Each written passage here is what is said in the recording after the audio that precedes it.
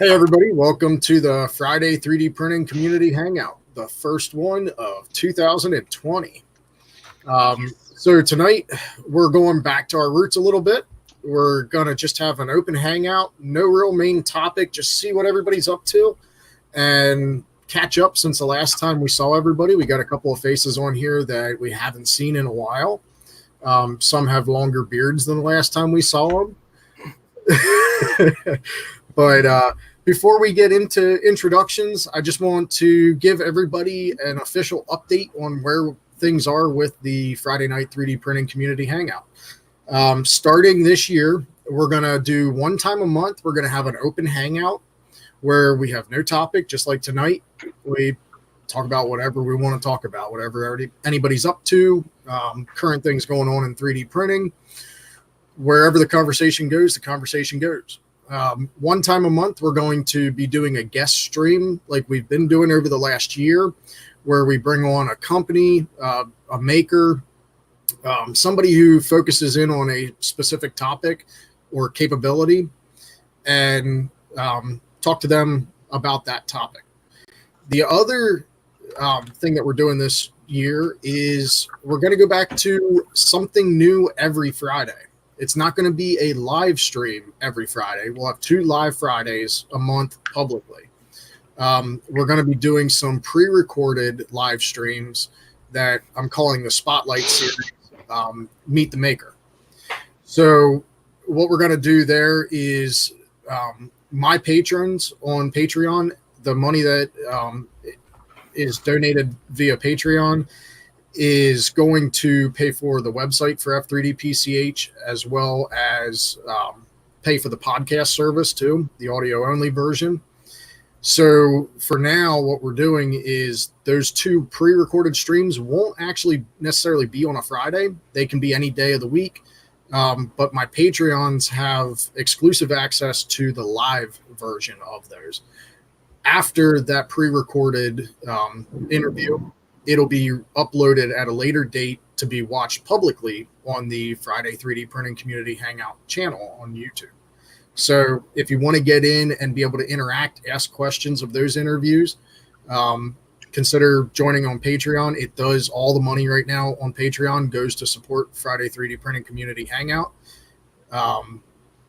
That's what's new. So welcome back, everybody. Hope the holidays treated you well and that you're ready to start out a whole new year.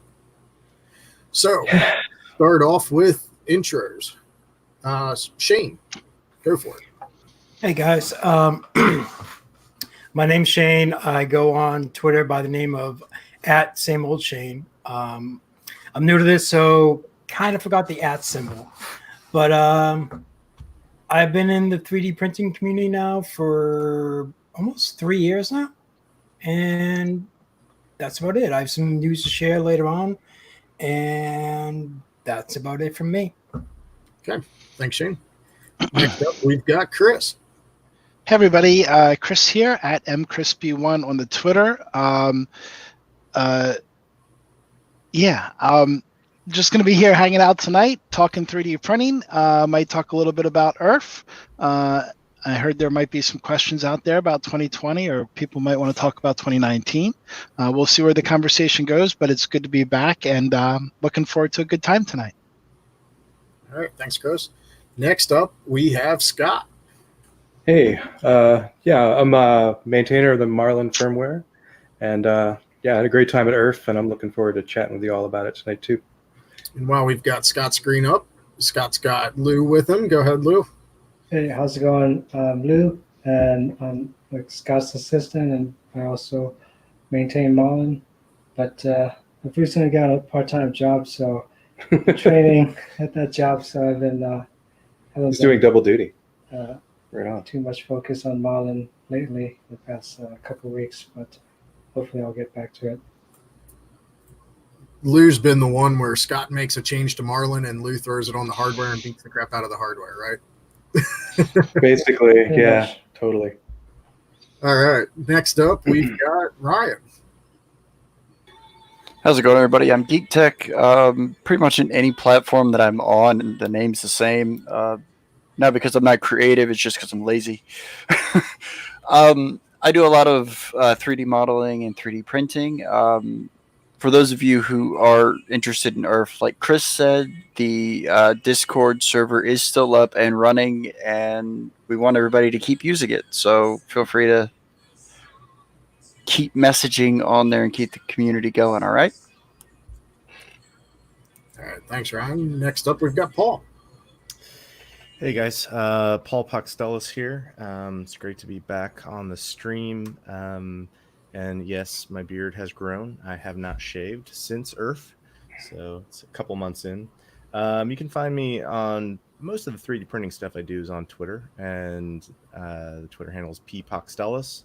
I'm an educator. My interest in 3D printing is really mostly along those lines, though I have interest in the hardware aspect and software and firmware. I have to give a shout out to Scott right away for so quickly implementing some crazy ideas I had for Marlin, and he managed to really make it work and make it work well in like a week's time, which was really cool. And I'm looking forward to seeing what everybody has to discuss and see where this takes us. So thanks for having me. Thanks, Paul. And of course, that brings it back to me. I'm Matt from the very inactive YouTube channel, How I Do It. Twitter, you can find me at Country Cowboy.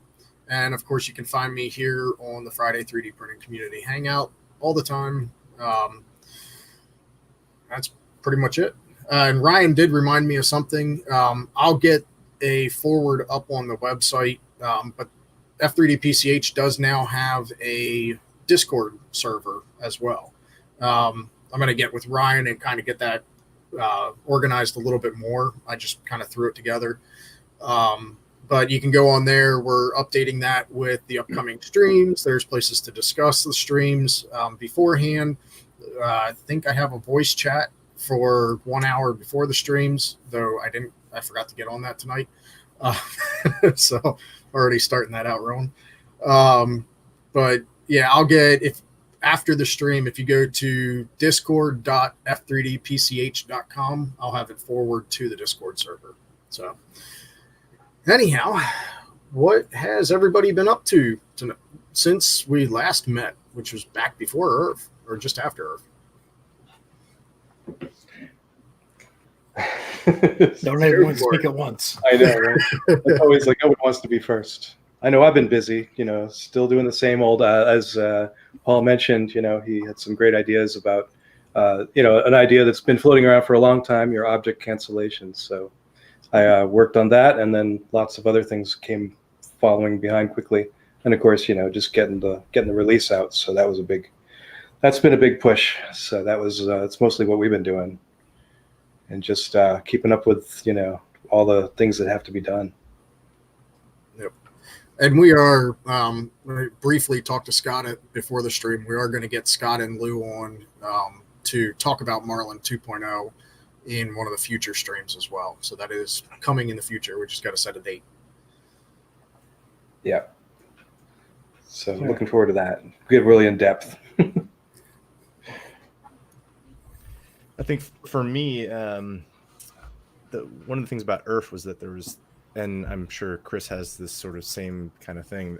There's a big push to like get everything done and finished, and so there's this decompression time after Earth. At least that's how I felt, and I don't think I 3D printed anything for quite a while, and I sort of felt like, oh yeah, I got to stop for a little bit. So the big projects that I had there, I have not even touched, and I've also vowed that I'm no longer taking any of these massive printers that I've repurposed from other things to any more shows. It's just too much work. So I'm going to do small things from now on. As long as you're there, Paul, I'll take you however we can get you. I'll be there. I'll be there. Oh, look at that. That's a radioactive baby Yoda. That's kind of scary looking. Small things, It's Red Yoda. Small things are huge right now. Hey, there we go. We got the Prusa Mini, we got the Yoda Mini, we got And the Yoda full size. Somehow he stands. There you go. Now hey. Nice. Yeah, that's that is the only thing I've printed since Earth. So it kind of changes things. If you think, hey, what if Yoda had been red, That'd be scary. Whole different thing. Would it kind of be like the Red Hulk versus Green Hulk type of thing? It will be. Oh, and Ryan's getting attacked. There you go. This is my cat who has been literally in my shadow since we moved. So she's not taking the move very well. I've printed way too much stuff since Earth. I mean, I think I've printed almost 60 different ducks because I finally have a model to test filament with. And I printed a Gauss rifle from Fallout 4. So that video is going up on my channel as soon as I get my stuff together. Nice. So yeah, since Earth, that's a big push. To Paul's point, there's some decompression that goes on after that. I did print up a whole bunch of Chelsea's little ornaments. I thought those were awesome for Christmas. I asked her to do the little bar with the date and give the hook hanger in them so that they could go on the Christmas trees. And that's probably what I printed the most, actually, since Earth. Getting ready to do a big teardown on the FT5. Got some parts from Matt at Maker 713. And gonna redo the deck, going with an AC heater, new bed, new single Z on the bottom. And then that printer should be pretty tight once that's done. But that'll be my next project coming up. All right, and I guess that leaves me. So since Earth, I decided to switch companies and go from FDM printing to resin printing. So right now I work for Paukstellis, doing their support, and you can see right back there is a Phenom, and I don't have it running right now because the fans are a wee bit loud, so you guys wouldn't be able to hear me. But I've also been trying to get right back into streaming and everything else, and hopefully this year I didn't make a resolution, but I made a promise to myself to try to get back into it because I just love the interaction and everything else. And for a bit of trivia, the first time I was on this show, I couldn't show myself. I couldn't be on camera because I was working. And so I was working plus being on here and everything else, which was kind of amusing. So you guys get to see me this time. And that's about it. What's everybody planning on doing? Any projects coming up? I know So many. my most immediate project's going to be cleaning my office and my basement, getting things reorganized and more efficient. That's happening this weekend. Yeah, I mean, I've got some toy projects I got to solder together. LED matrix just for fun, Yeah. and a few other things. Got to put together a nice little test rig, to be able to test different boards and just attach motors to them and run stuff and see what happens.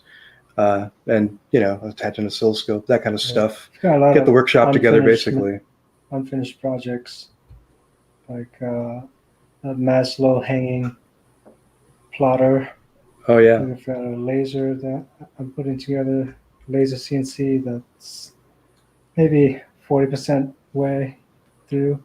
We've got a Prusa i3 that we're rebuilding. We've just reprinted all the parts, all the Oh, yeah. 3D printed parts. my first baby. It's being rebuilt.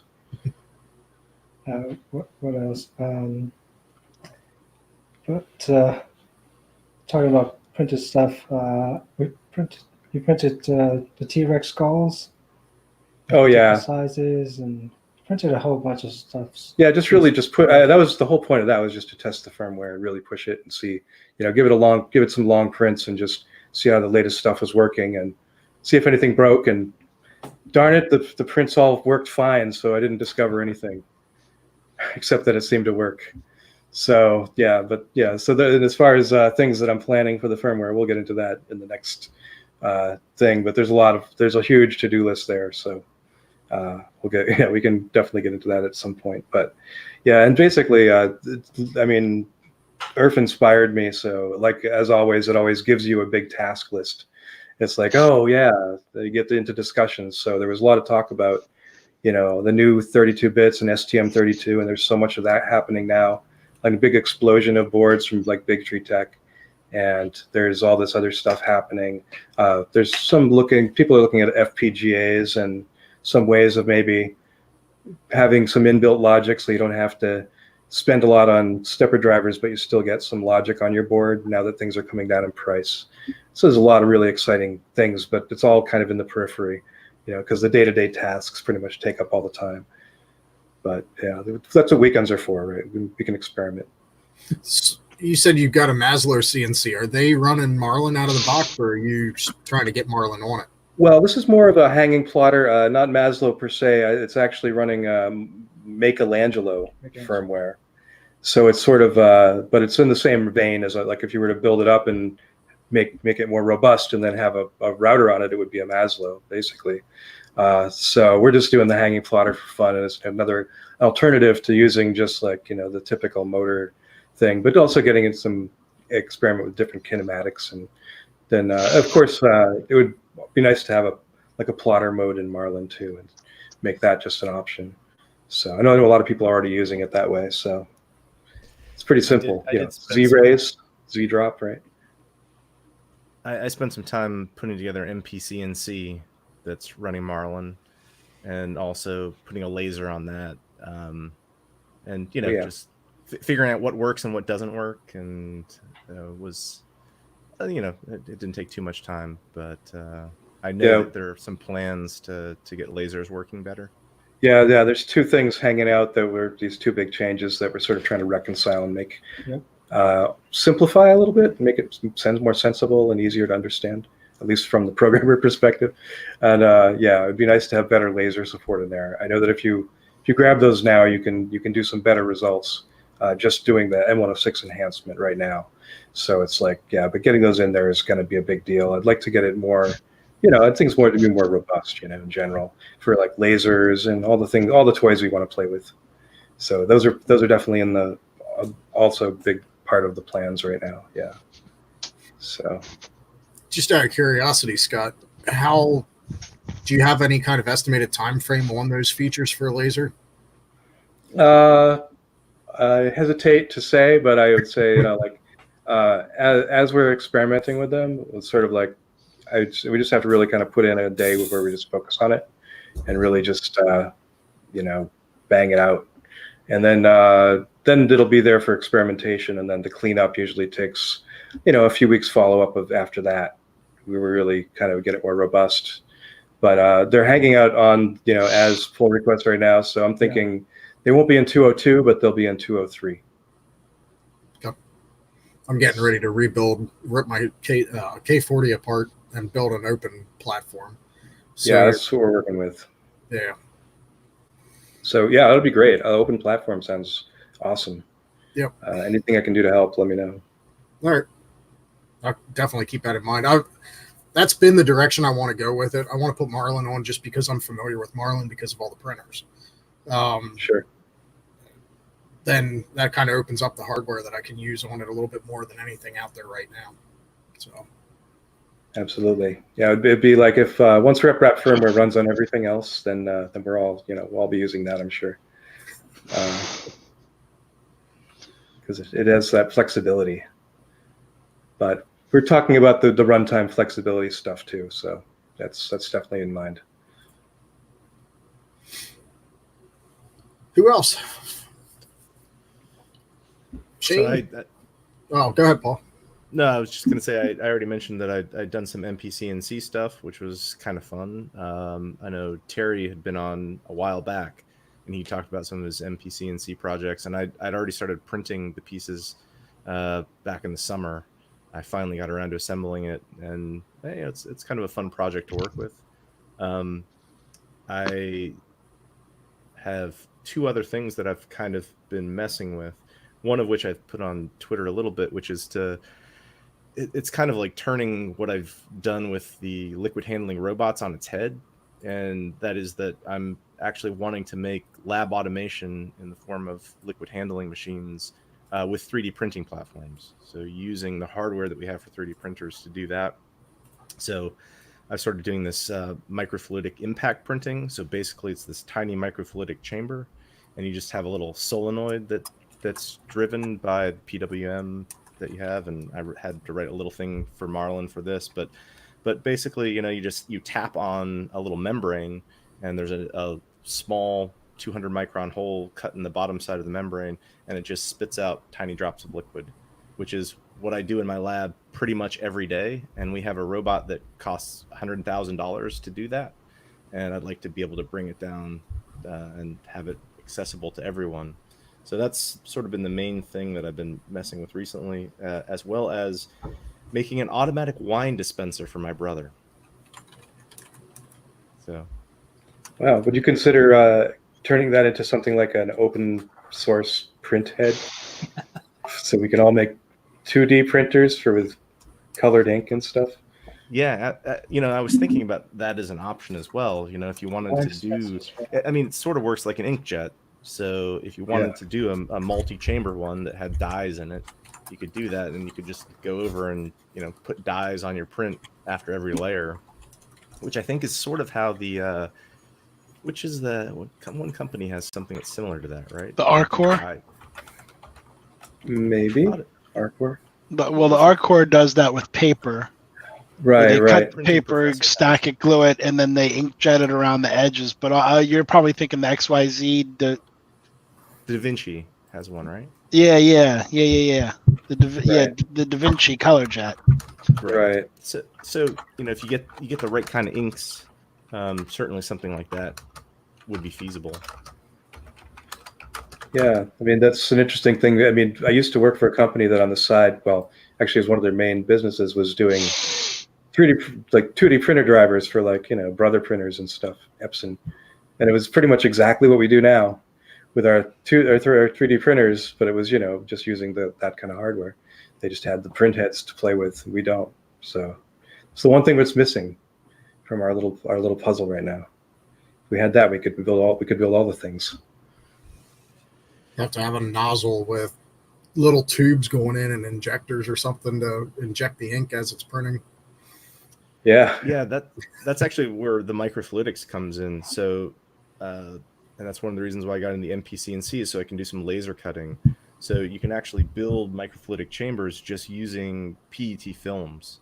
So you have PET films that are coated in some way, and then you use double-sided PET films that have adhesive on them from 3M, and you can basically just sandwich those adhesives between these other pieces, and they're very, very thin layers, and you can use them as microfluidics. So you can have things that come in, and you can do sort of any of those types of mixing that you want is possible with those fluidic chambers as well.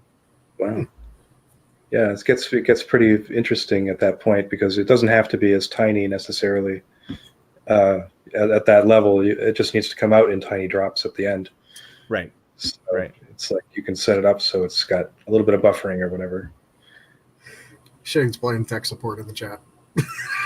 Of course. Well, I saw papers in there, and I figured I would just jump in.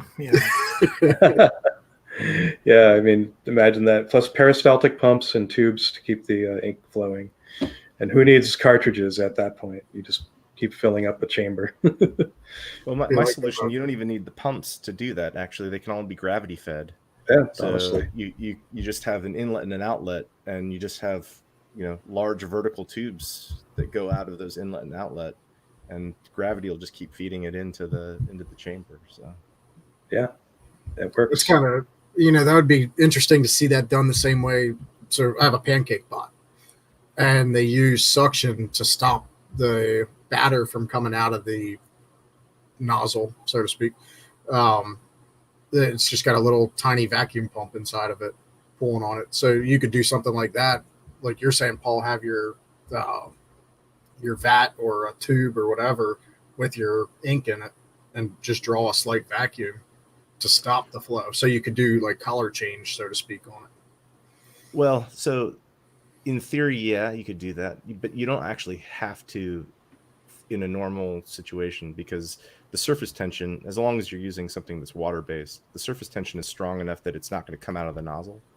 And with these microfluidic chambers, you can basically just set it up so that they can all come into a single outlet, but you can have multiple inlets, and you could actually just feed off of that one outlet you have to have multiple solenoids to drive one chamber or multiple chambers at the same time. But you could just mix them that way, just by driving multiple solenoids, pushing on the various locations. Keith, the pancake bot is cool for a novelty, but otherwise, if you want something to eat, make some regular pancakes. Yeah, I mean, it's true. It takes a while to make something that takes 3 seconds to chop down. Yeah. I get it out when my daughters have friends over for a sleepover, and 5 minutes after I start making pancakes, I'm wondering why I got it out. Because you want to be the cool dad. How many other dads can make Mickey Mouse pancakes? He wanted to get rid of the kids because they get tired of watching it do nothing for so long. It is lunchtime by the time breakfast is done, so.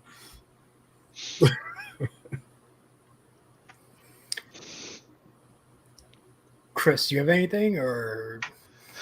Well, I'd mentioned before doing a little rebuild on the FT5,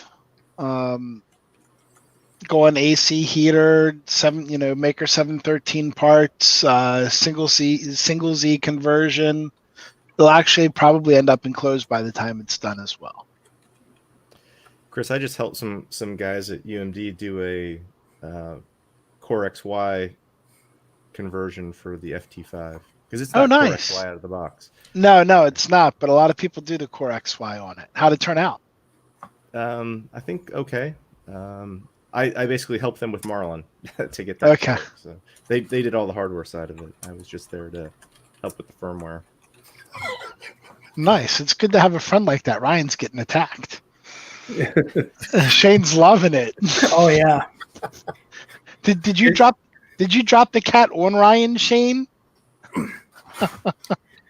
It kind of looked like it for a second, and I just slid down the back of my chair and just tore up my back. So excuse me while I throw a cat across my room. Someone's mad that you're not paying attention to her. He killed the camera so there's no witnesses. He is throwing the cat. Oh, Shane's gonna snarf. No, I'm not. Oh, damn. Because I'm just picturing a cat going meow and flying across the room. Well, I was gonna say he was smart enough to stop the cam and mute because And the they are mic. separate. Yeah, they are separate functions here. And then the only other thing, we had the team we have worked on starting to lay the groundwork for Earth 2020. The dates are out there, so it'll be October 10th and 11th with the setup on the 9th. So it'll be Columbus Day weekend again. Gives a lot of people the opportunity to use the logo. And as we get more details, we will share. But we are looking at tapping on some additional space in the building, so that we can add some more sponsors. There were more sponsors that wanted to be there. Some sponsors that wanted more room. Hoping some new sponsors are going to come out. I know Martin Van Leer, he had the biggest delta, I think, at the show last year, and he had made a comment on Twitter about that. And Steve Wygant over at CME-CNC, had some comments about he won't be the biggest delta there next year. So while I don't have anything official, I look forward to seeing Steve at Murph to make sure that they'll be coming out to Earth. Cool. It's about time the Park Daddy comes back to the East Coast. Yeah, well, let's see. Last year it was his 20th anniversary with his wife, and she had her sights on an islands tropical kind of vacation with some friends of theirs that also had an anniversary at the similar time. And he's like, "Sorry, Chris, I'm not screwing that up." And I said, "Dude, you don't have to explain that to me. Go to the island." So, but yeah, I'm hoping that they'll come out, and hopefully we'll have some other new sponsors to come out as well. No, Eddie, I do not want to see your Delta. Wait, hold on. Is the cat alive? Yes, the cat is alive. The cat's fine. The upstairs roommates from us have a really big chow, and she's a really small cat, and he keeps bumping into my door, so she keeps freaking out. Yeah, she's fine. I put her in her cat tree, and now she's gonna sit there and yell at me from across the room. We tried to unmute your mic while you were gone so we could hear the cat scream across the room.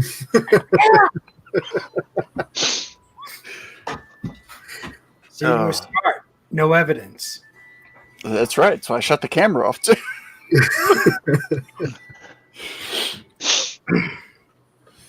What have you been up to, Shane? Well, let's see. For the new year, I decided to do something a little bit different. So, as everyone knows, with the Australian bushfires, it's just completely just unimaginable what's going on there. And I kind of wanted to get off my that lazy butt and do something about it. So I decided to come up with a project. It's called the 1440 Makers, right? And what it's going to be is it's going to be a 24-hour stream on, so far it's going to be on January 25th. And what it's going to be a 24-hour stream, and I'm going to have people from all over. I got a whole bunch of streamers that are going to join me, and I have designers who are designing models. And what we're going to do is we're going to put them up on Gumroad, and we're going to set the amount for $0. So that way, if someone wants to give $1 or $10 or whatever, they can give whatever they want. And then I'll let those models sit for a week so they can generate hopefully more donations for people who can't or just miss the charity stream who still want to give. And then we'll take that money and we will donate it to different organizations who are battling, whether it be helping people out, helping animals, or basically helping the land. And I really want to open this up to everyone, not just the 3D printing community, but as many people as I can. That's why I included the makers in the name, because I just want it to be as whoever wants to help can easily help. Like I said, I have designers who are joining in. I have YouTubers who are joining in. I have a lot of help behind the scenes. I have Eddie Mosher helping me out. I have JT helping me out. I have Chris Russell helping me out. Just with a lot of the behind the scenes stuff, and I'm bothering them all day long with like, hey, how about this or how about that? And that's my project. So I wanted to do something where you always hear that the community is great with helping each other out and everything else. And I wanted to take that to the next level and see just how much we can do on a worldwide scale, because it's not just US streamers. It's going to be your EU streamers. It's going to be Australian streamers. We're all going to be joining in on this. And I'm asking for as much help as anyone wants to give. Even if you can't give money, fine. Help me out and spread the word of it. I set up a Twitter account, and that is 1440 Makers on Twitter, and a YouTube account. I'm going to set up a Facebook page with all the information there, and I'm going to share that out.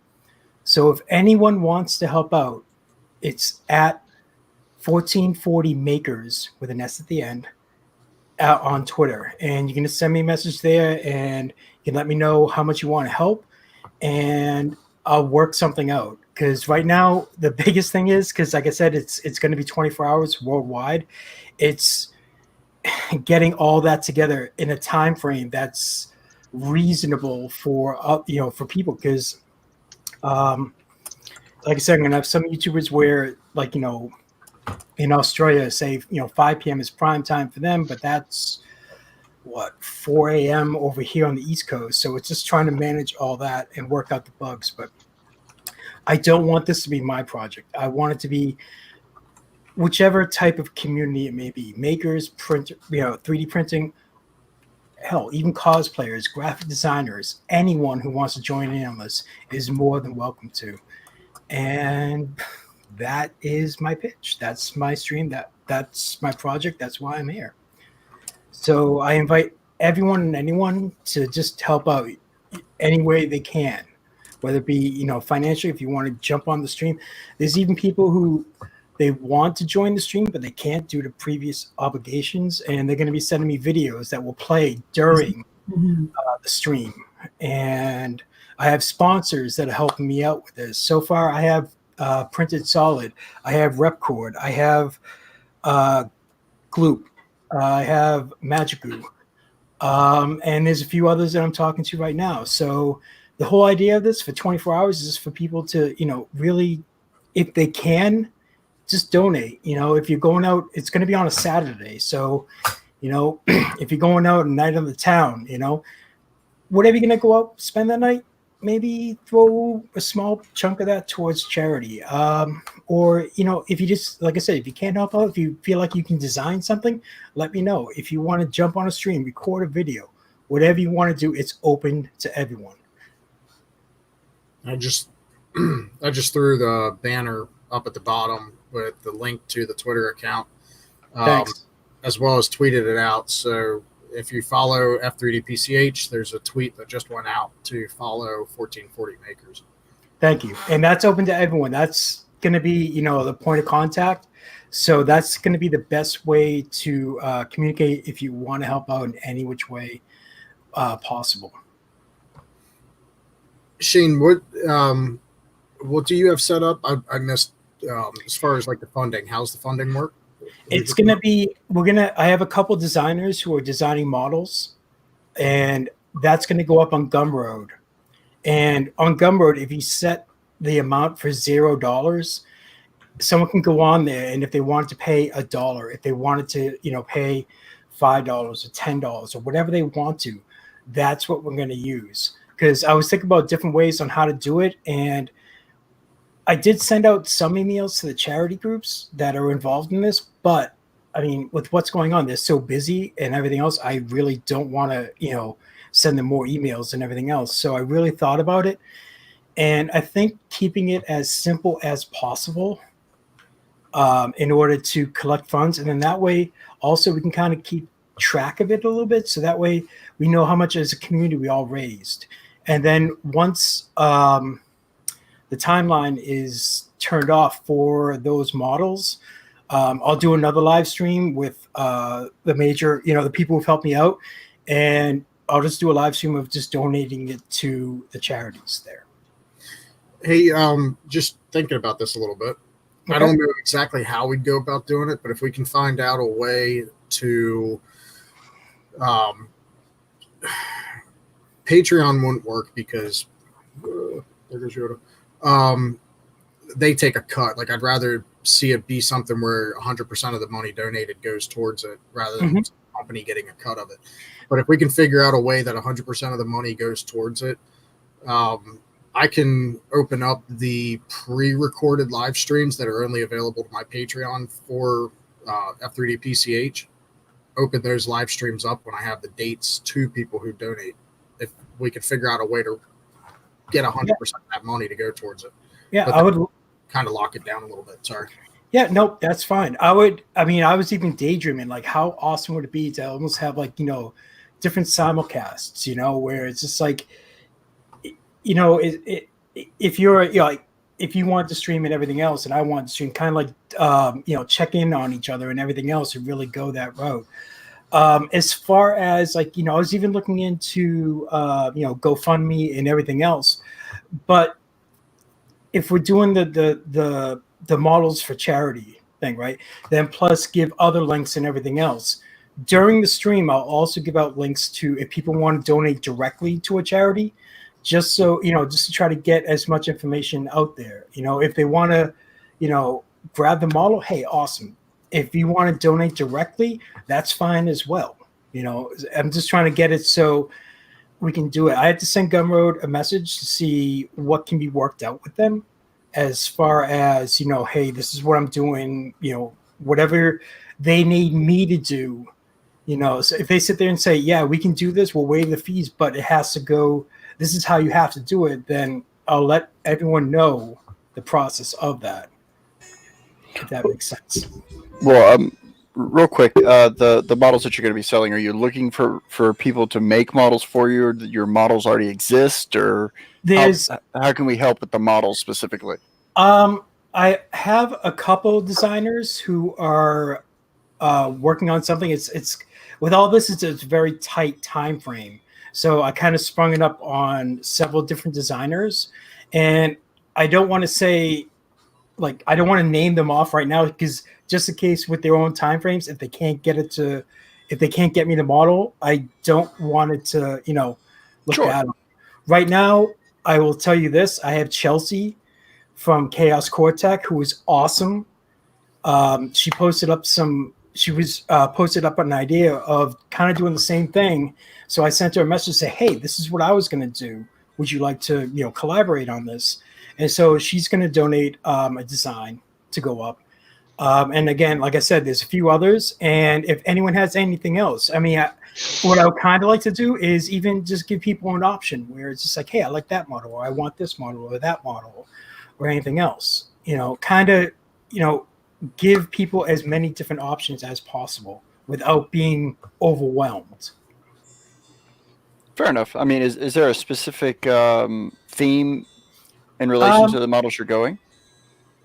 As far as the different designers go, they've all been talking about having it related to Australia, whether it be an animal or a landmark or something, or even in the idea of helping one other out, or firefighters or anything like that. So it's pretty open. Okay, cool. Thanks. Can you say who's creating so far? Who signed up to make models? Like I said, Chelsea from Chaos Cortec. Right now, he's on a very tight time frame, but Fotis is helping me out. Again, he's on a very, very tight time constraint.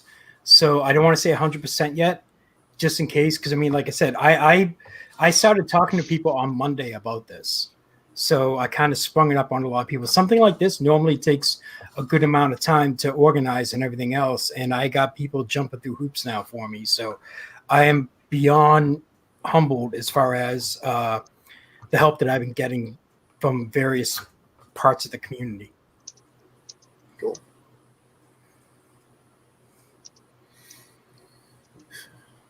If anybody has any questions for Shane about the relief fund, throw them in the chat and we can jump back to this again. But that's pretty cool, Shane. Thanks for heading this up. No problem. I know the sense of the community, you always hear how the community wants to help out and everything else. So I decided to throw this together because I knew that there would be people willing to help. And like I said, this isn't my thing. This is just everyone's thing. No, that's awesome. Thanks. So the link's there at the bottom for 1440 makers, and I'm gonna throw it back again in the chat. If everybody would go add some more followers to 1440 makers on Twitter, and that way you can stay up to date with where things are at and when models are released. And if we figure out a way to do my pre-recorded live streams that are live to my Patreon, we'll extend that to anybody who donates once we figure out a way to make sure 100% of the funds goes towards the relief. Oh, definitely. That's my plan. What else? Great. Well, I was kind of curious to hear what all you've found at Earth that was the most exciting and interesting stuff. Yeah, somebody tell me what you saw that was really cool, because while I think I saw everything, I only saw it for about maybe 5 seconds each. Yeah, I mean, we've seen the videos. I mean, those are out there, so we could certainly talk about the things that have been seen. And I mean, there were some designers there, and there was a great contest for model finishing, and that was amazing.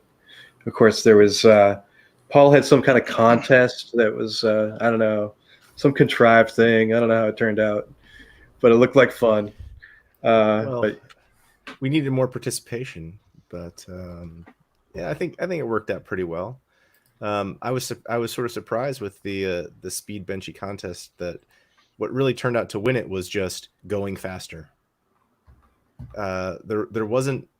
I thought we'd see some slicing tricks, different ways around things, but Brendan, who won it, basically just made a printer that could go really, really fast.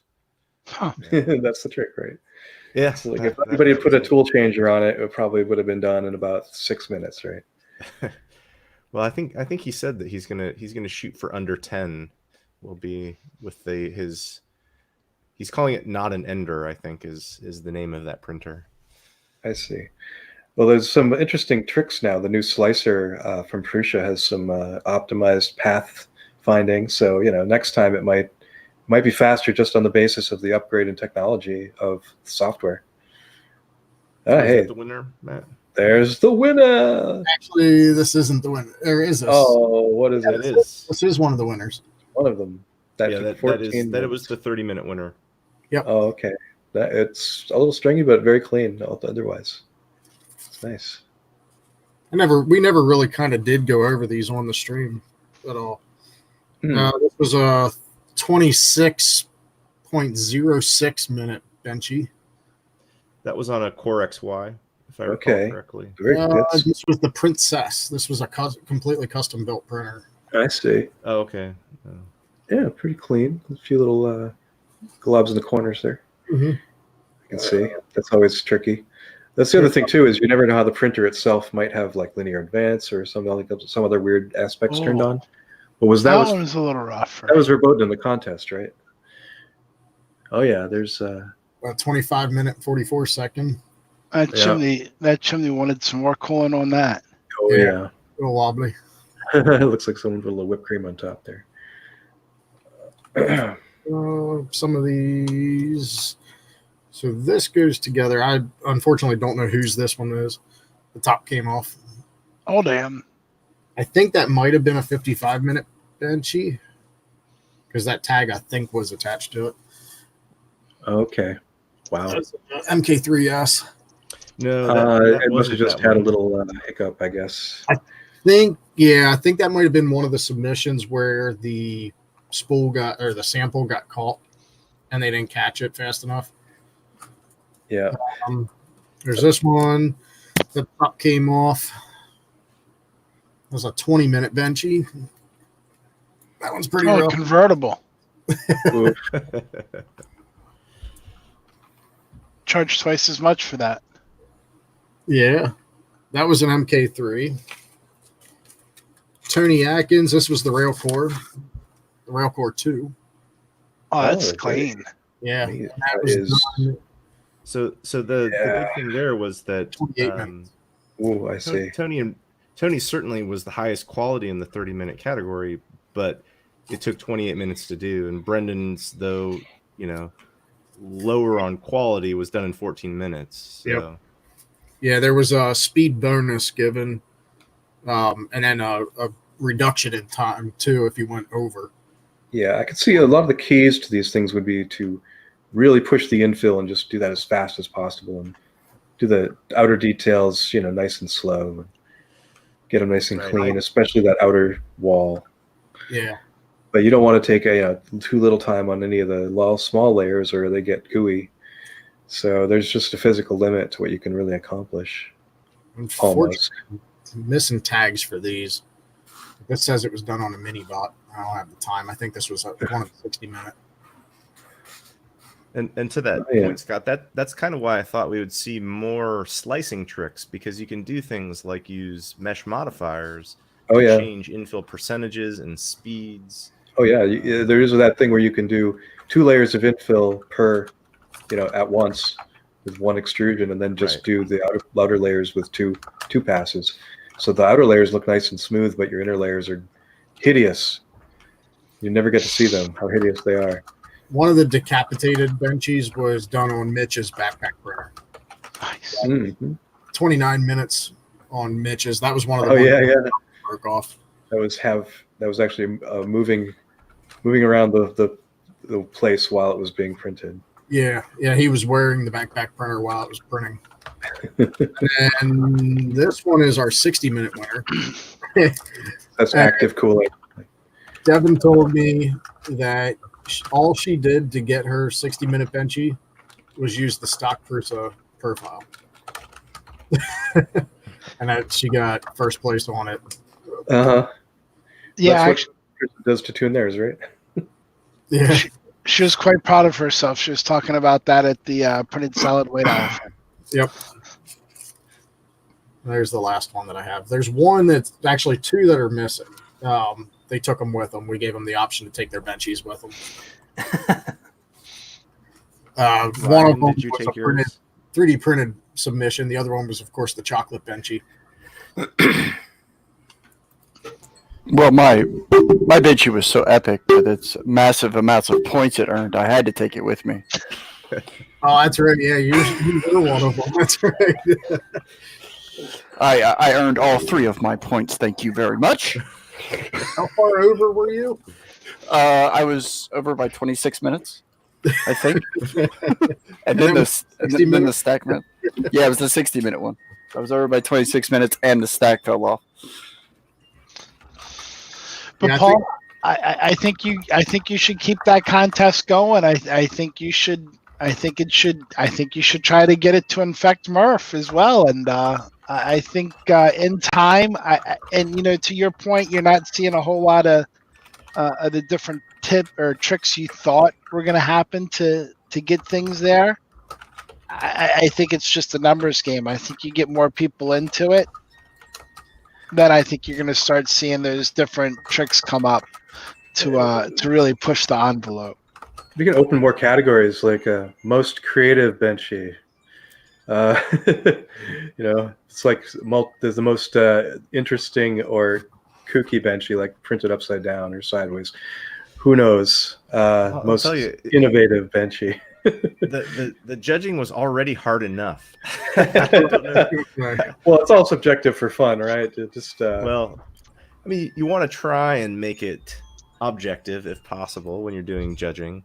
Yeah, Actually, one of the ideas that I had after watching one of Stefan's CNC Kitchens videos was that he took a 3D scanner and he scanned benchies, and then you could compare the scan versus the actual STL model as a way that you could actually get some quantification for how close you were to the actual physical model. I thought that would be neat, but when I talked with him about it, he was like, it's pretty dicey because you get a hole or something in the wrong spot and it just kind of throws off the entire calculation. So yeah, I could see doing something like that with maybe some kind of machine learning over a long time, a long period of training. Need more data. More data. We can at least, come up with confidence levels. I feel good about what's happening right now. And, it'd give you a little frowny face if it felt like something wasn't going quite as well as it should. And at least give you an indication you should check it out yourself. You could have a percentage of how certain it is. Yeah, that is correct. Yeah, you could give some automated score as well as have a judge's score, and then that would kind of balance everything out. I'm going to run and grab my favorite thing from Earth, so I'll be right back. You guys can go ahead and keep talking about your favorite things. There's some really great swag at Earth. I remember I was really enjoying seeing there. I highly recommend if you get some.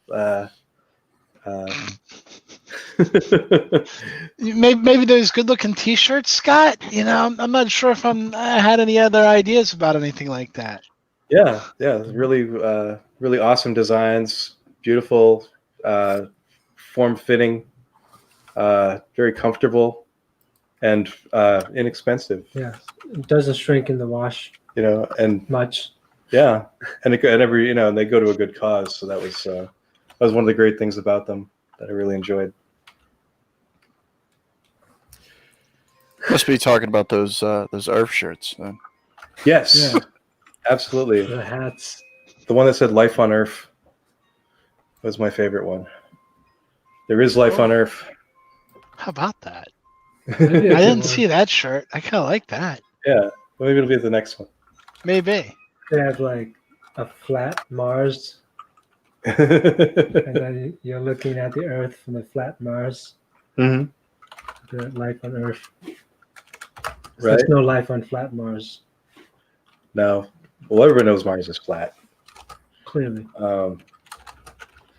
But I've never seen a 3-dimensional picture of it. It's always 2-dimensional. It's true. It's true. You really haven't until you've gone into VR with it. Yeah. Which I think is another thing we're going to be seeing, VR and 3D printing coming together. That would be neat. Yeah. There's a lot of just the convergences are happening. I don't know. There seemed to be a lot of creativity happening at that. Or if, besides the models, there were a lot of custom machines. That was pretty cool. It had very much the rep rap spirit, which I always like. It had a few vendors showed up who don't usually come, which was pretty cool. Prusa was there for the first time. That was pretty nice. They showed off their stuff. And I got a close look at it. I like the mini. Technically, Prusa had a representative last year as well. Oh yeah, yeah. I guess that's true. Technically, But though that guy was a jerk. oh, he always is. But also, Prusa debuted the mini at Earth. They didn't wait around, for anything else. Wow, I'm giving him a mad props, and he's walking away. No, I'm here. No, because I remember that. do you remember that? It's right. It's right here, right by me. The first ever. This is the first ever five color MMU successful MMU print from a Prusa MMU, right? One. Nice. Yep. That was MMU 1. And the very first one. And the very first successful print he got off of it, he gave to me. Yeah. Well, someone might have that original version still kicking around somewhere. I don't know. I heard rumors that someone might still have. And that. what I thought was neat about it, I had never seen it done before, and it might be kind of hard to see here, but it's, it was made to be, the bottom was the top, so all this, all the white in here, is actually hollowed out. Oh, nice. Yeah, it's nice when you print something so that the bottom comes out with a nice texture on it. But there's my camera. Very No, nice. I remember that. I always have a blast at Earth. I mean, it's amazing because it's just for me, it's just one big hangout. Instead of typing to people or seeing people on camera, it's actually seeing them, And I always have, because it's just nonstop, You go to the show, you see people from all over. You get a whole bunch of people coming to the show to find out about 3D printing. But then, for me, it's always afterwards as well, because that's when you really get to reconnect with the people that you haven't seen in a year and everything. So for me, the highlight is seeing everyone. And I forget the guy's name, and I really hate it because his work was amazing. He did those huge figures, and he painted them. Wally Gator. Oh, to me, that stuff. This the time and the patience and the detail in the painting was just amazing. That thing was just. I loved his work. And then the college kids who had. He had the. Oh, go ahead. I'm sorry, Shane. He had. I think it was the Rocketeer he had commissioned. Yes. That was. It had the thrust coming out of the back of the pack and everything. Mm-hmm. Absolutely sick print. Absolutely sick finish job. That and the Alita Battle Angel print. I thought those two were just incredible. And I know Nick was all crazy about the Thanos print, but I thought it was the Battle Angel and that Rocketeer were just off the hook. Yeah, the clear coat on those was just, you couldn't tell they were 3D prints in any sense. No. Such clean finish on them. Yeah, they look like, if you go into a comic book store, they have the Marquettes or whatever, and those are hundreds and $500-$600. That's how good, to me, that's how good they were. It just looked, it was breathtaking. Yeah, it's one of a kind as well. The one thing I got the biggest laugh out of, though, was the college kids who had that huge tool changer. And they come wheeling in. I was helping out on setup. And I'm just looking at it. I'm like, yeah, that's just a joke. I know that's not real. And they just came rolling in. It's just like we had to figure out how to get this thing set up, like what table and everything else. And Oh yeah. The big box. I can't remember his name, but he was calling it the big wooden box. It had 12 additive heads in it, one laser head, and I think a CNC head. Wouldn't surprise me. Yeah. There was a little spindle in there. Yeah. Yeah. So that was ridiculous. Yeah, and yet it was all counterbalanced, right? It had was that, I believe it was it that one that had the counterbalance on? Oh, there were a couple that had counterbalance. No, I don't think that had any counterbalance at all. Oh, It was literally cheap plywood. Okay. That was its main structure. Okay, yeah, I remember that. That And it has thing like a long thing edge. literally would not have fit in Murph. They wouldn't have been able to get in a door out there. Oh yeah, well. But yeah, that was definitely one of the more the only thing bigger at the show than that was Midnight Giant's giant 18-foot. Mike, how tall was that sword? Is it 18 foot, 21 foot? I see you in the chat. There were a couple printers there capable of printing that all in one piece. So Can I give you guys a little after show story? So Mike was taking that sword down and he wanted a photo with everyone, right? So I figured I'll give him a hand and everything else, right? So I'm at the very end, next to the tip of the sword and everything else. So Mike looks at me, he's like, hey, move a little bit more to your left. I'm like, all right. He's like, a little bit more. I'm like, all right. He's like, just a little bit more. Next thing you know, I'm out of frame and everything else. He didn't have the courage to tell me to get out of the photo. And I just sat there. I looked at him. I'm like, you son of a something. Trying to keep it family friendly. And because he was all happy because he got everyone else in there. And I'm like, I'm just the assistant. I'm just, I'll help you bring it down. But, I don't want to be in the photo. That's okay. That's okay, Mike. Fellow Massachusettsian helping each other out. I see how it is. yeah. That's funny. Yeah, So I got to do that. Go find my favorite thing, but I have no idea what my daughters did with it. Aaron had his photogrammetry booth up on the upper mezzanine. I know he's still working on processing. He got on Saturday, I think he was up to like 220 people, something like that. Plus, then he had more on Sunday. So I know he's still working on processing all those. I mean, it took me. I asked a favor of him to send me the raw photos that he took. So I processed my own model, and it took almost a week on my gaming computer to actually do the process. So that's my favorite thing. The one of my wife, she had her phone in her back pocket, and you can see her phone sticking out of her back pocket in the 3D print of her. Even if I could find it, I probably wouldn't show that because she probably wouldn't like me showing her ass off on the stream. But, come on, Matt. Let us all admire Jen's ass, please. That was one of the coolest things because Aaron was there doing that for free. And for him, the reason he was doing it for free, as he explained it to me, it was experience for him on using it because he plans on using that rig to do like kids sports photos, but 3D models and 3D prints of for athletics and stuff. So for him, this was just kind of training on getting things dialed in for a line of people, so to speak, or a group of people. So he did it for free for all of us, which is freaking awesome. And I'll just clarify. Matt's talked to him maybe more recently than I, but I know it wasn't his intent to charge up front because he wasn't sure how long it was going to take him to get it done.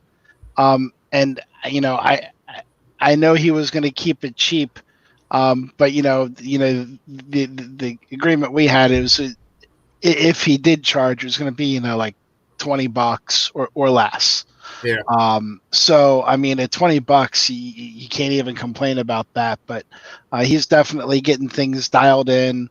I hope things go well for him before Irf, he had won a small business kind of generator or incubator kind of contest, and he came out with the top prize, which gave him some more grant money to work with, and I think some more time in a professional space to be set up and to get things going. So I haven't heard from him in a bit, but I hope everything's going well with Aaron, and yeah, I'd definitely like to see those scans come soon.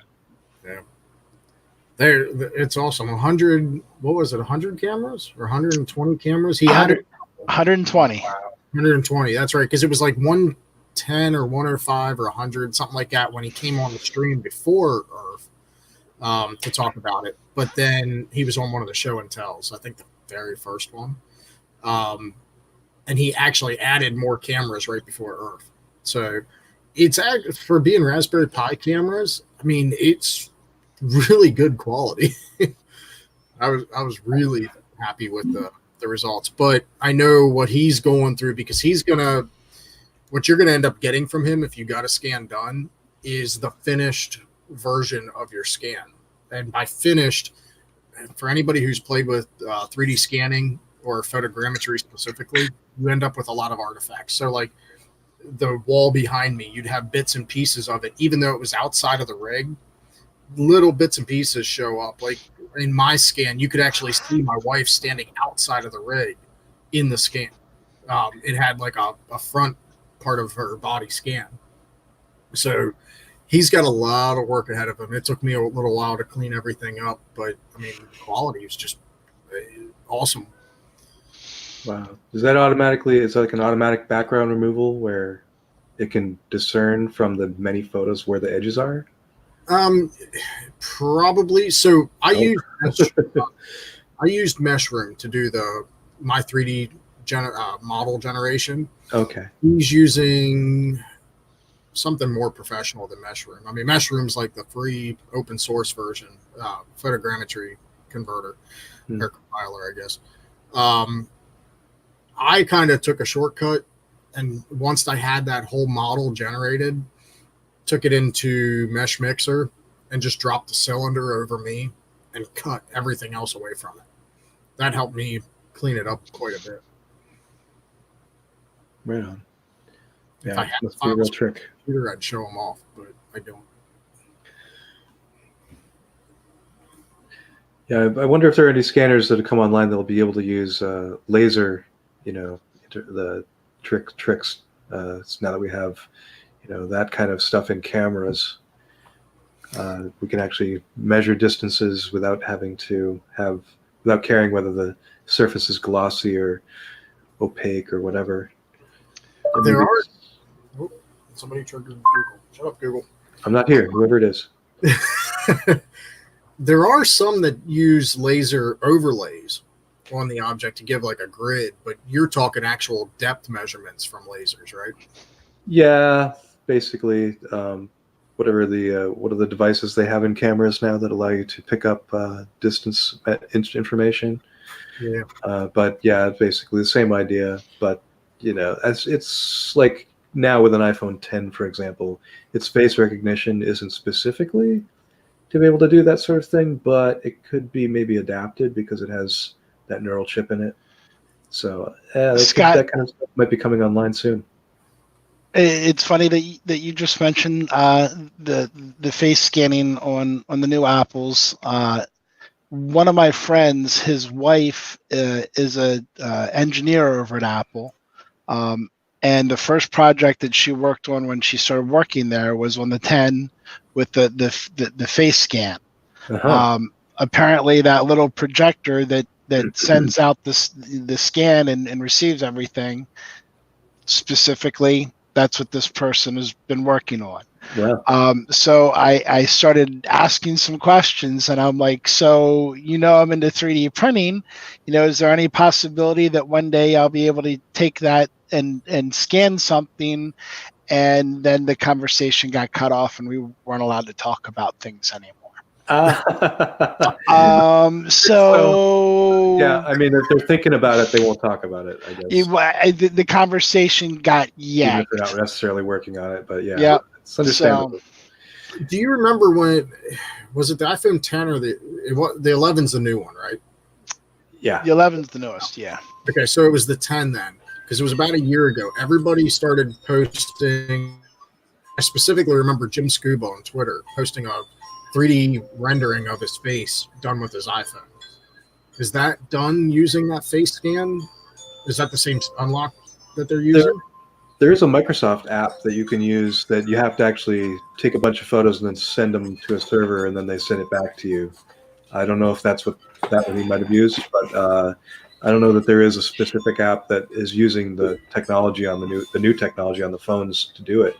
But it would be interesting. The thing is that it uses a dot spray, so it's kind of looking at where the dots lay in the 2D plane once they're projected to get a sense of where the 3D plane is, but it doesn't necessarily give you gobs of info unless you move around.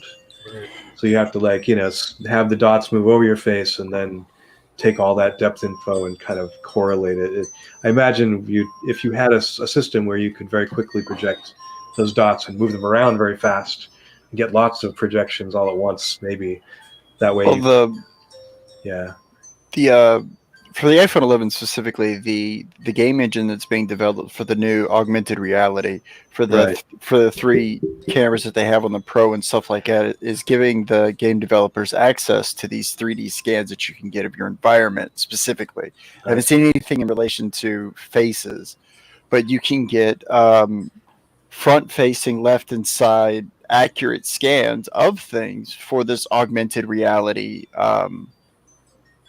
game design. And I assume, I mean, I haven't messed with it myself, but I assume if you were to walk around said object, you could get an accurate 3D scan of it. I mean, it's damn close. Yeah, I mean, I'd be happy with something that it could pick up the general shapes and just stick a bunch of rectangles in the scene that correlate to what it thinks are there. Just let them all be rectangular, because usually they look very messy.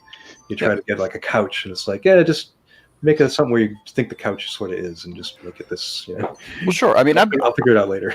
I've been using my Xbox One camera, the Kinect system, for doing 3D scanning for years. Oh yeah, and it works great because of its measurement with its augmented reality that it has, and even the new cameras. The most accurate one I've seen is for this Vive headset system and the Oculus headset system for how it scans your environment. It's kicking out massively good renderings as well of your environment. Again, I don't focus on people, I focus on items. Yeah. Well, that's interesting. The first scan that I ever did of my head, I sat right here in my office chair with the 360 Connect and just handheld rotated it around my head. Even with the 360 Connect, which is what, 10, 15-year-old technology at this point. Yep. That actually produced a good scan of my head and accurate sizing. I mean, it was like, I think I had to scale the final model down 10%, if even that. I think it might have been more like 5%, to get a life-size version of my head printed. And that was sitting here in my chair. So, I mean, actually, I didn't know you could do it now with the Xbox One Connect, because it's got better sensors, better camera.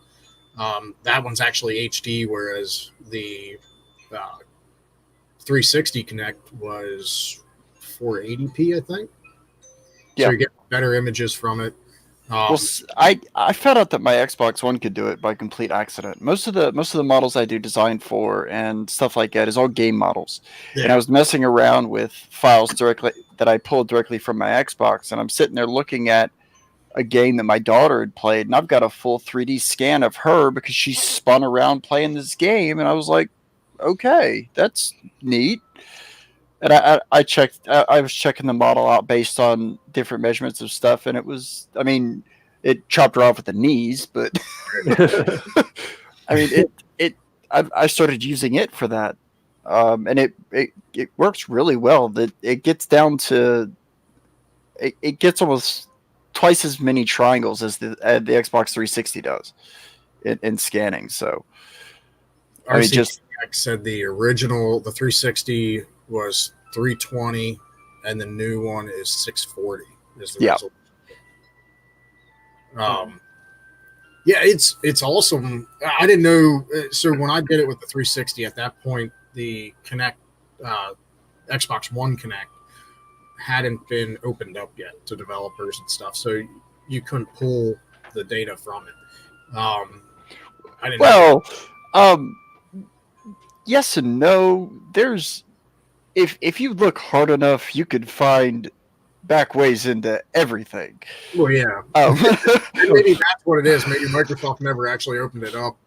Somebody figured out how to get into it. Right. That very well be. Right. I mean, I've been pulling game models for references for years to do modeling with, and I've submitted and done several game models. So being able to get into actual game files, that's what I found out, that it was saving the pictures that were being used during these gameplays for the Xbox One, which I had to then set to get rid of. But I mean, I never would have guessed it was saving them. So yeah, game models are fun. They don't have to be as complex, or they can be. They can be very complex if you really want. Yeah, I mean, they can be. I mean, I like what people are working on. I mean, not to change the subject on you, but for Earth next year, there's a group of us, Midnight Giant, Gear 3D, Knack 3D, are getting together to work on a fairly big project for Earth next year, with 6 or 7 fairly big game models that we're going to bring. You couldn't tell me by including Midnight Giant that it wasn't going to be big. Well, I mean, there's not going to be anything that big. Like that nuclear gun from Unreal Tournament. I'd like to have one of those. Scott, that last model that you picked up and put near your camera there, was that like a Buck Rogers? You may recognize this from a game called Defender, which came out 30 years ago. Yeah, okay. Very familiar. Yeah, and that's my, SketchUp rendering of it right there. And this, of course, the drone, which was made up in OpenSCAD. But yeah, I've been playing with. I've been putting together a Defender clone to release on touch tablets. Eventually, I'll get that thing done. But we have to put it out this year, being the 30th anniversary of Defender and all. So we'll see if I can get licensing for that.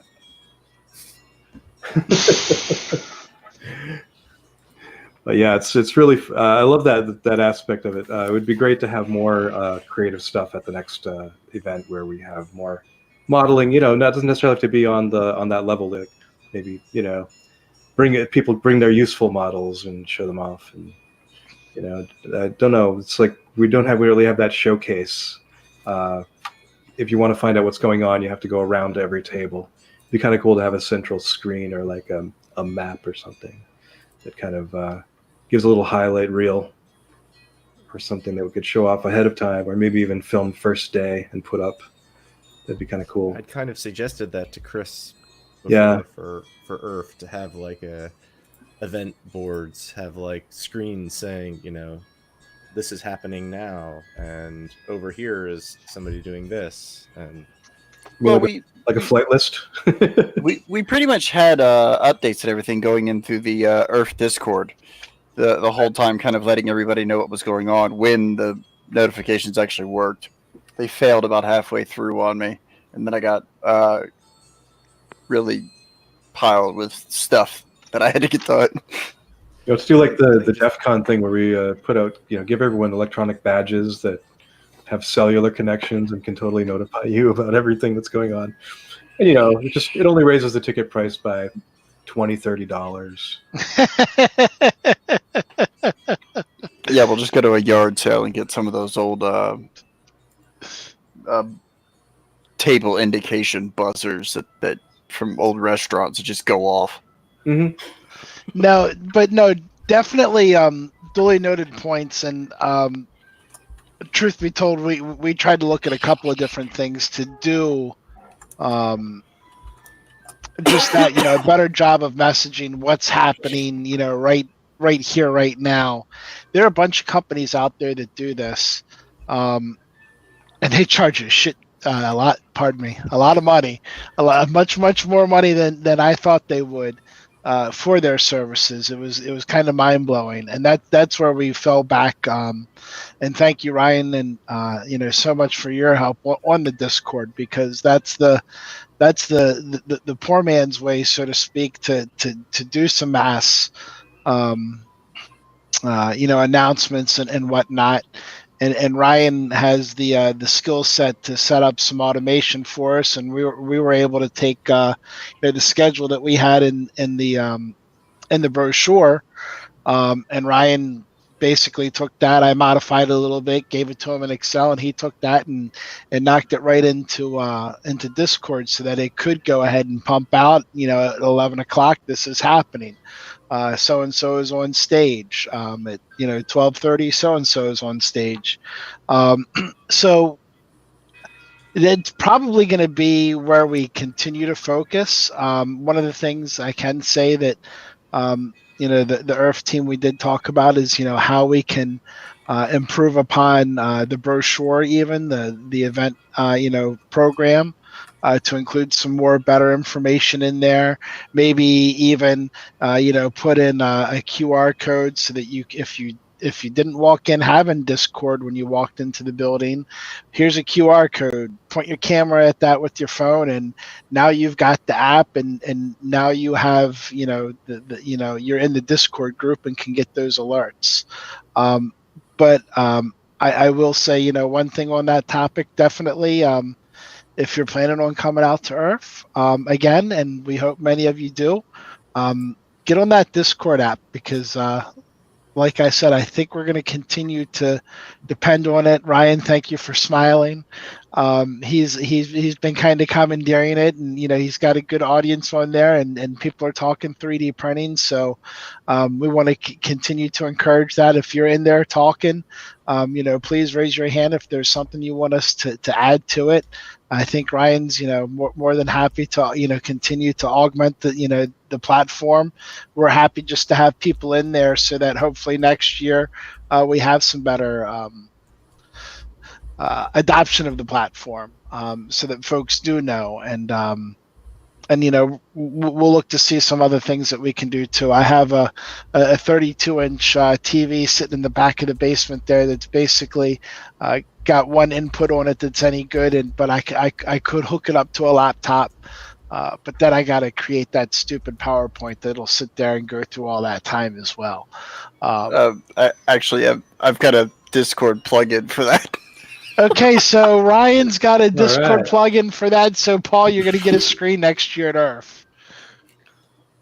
Excellent. Yes. Yeah. Awesome. No, when I got the after Earth and everything, when Chris came up to me and told me that Discord alone had cut the amount of emails that he got from the year before in half, because we could answer questions, that made it worth it to me.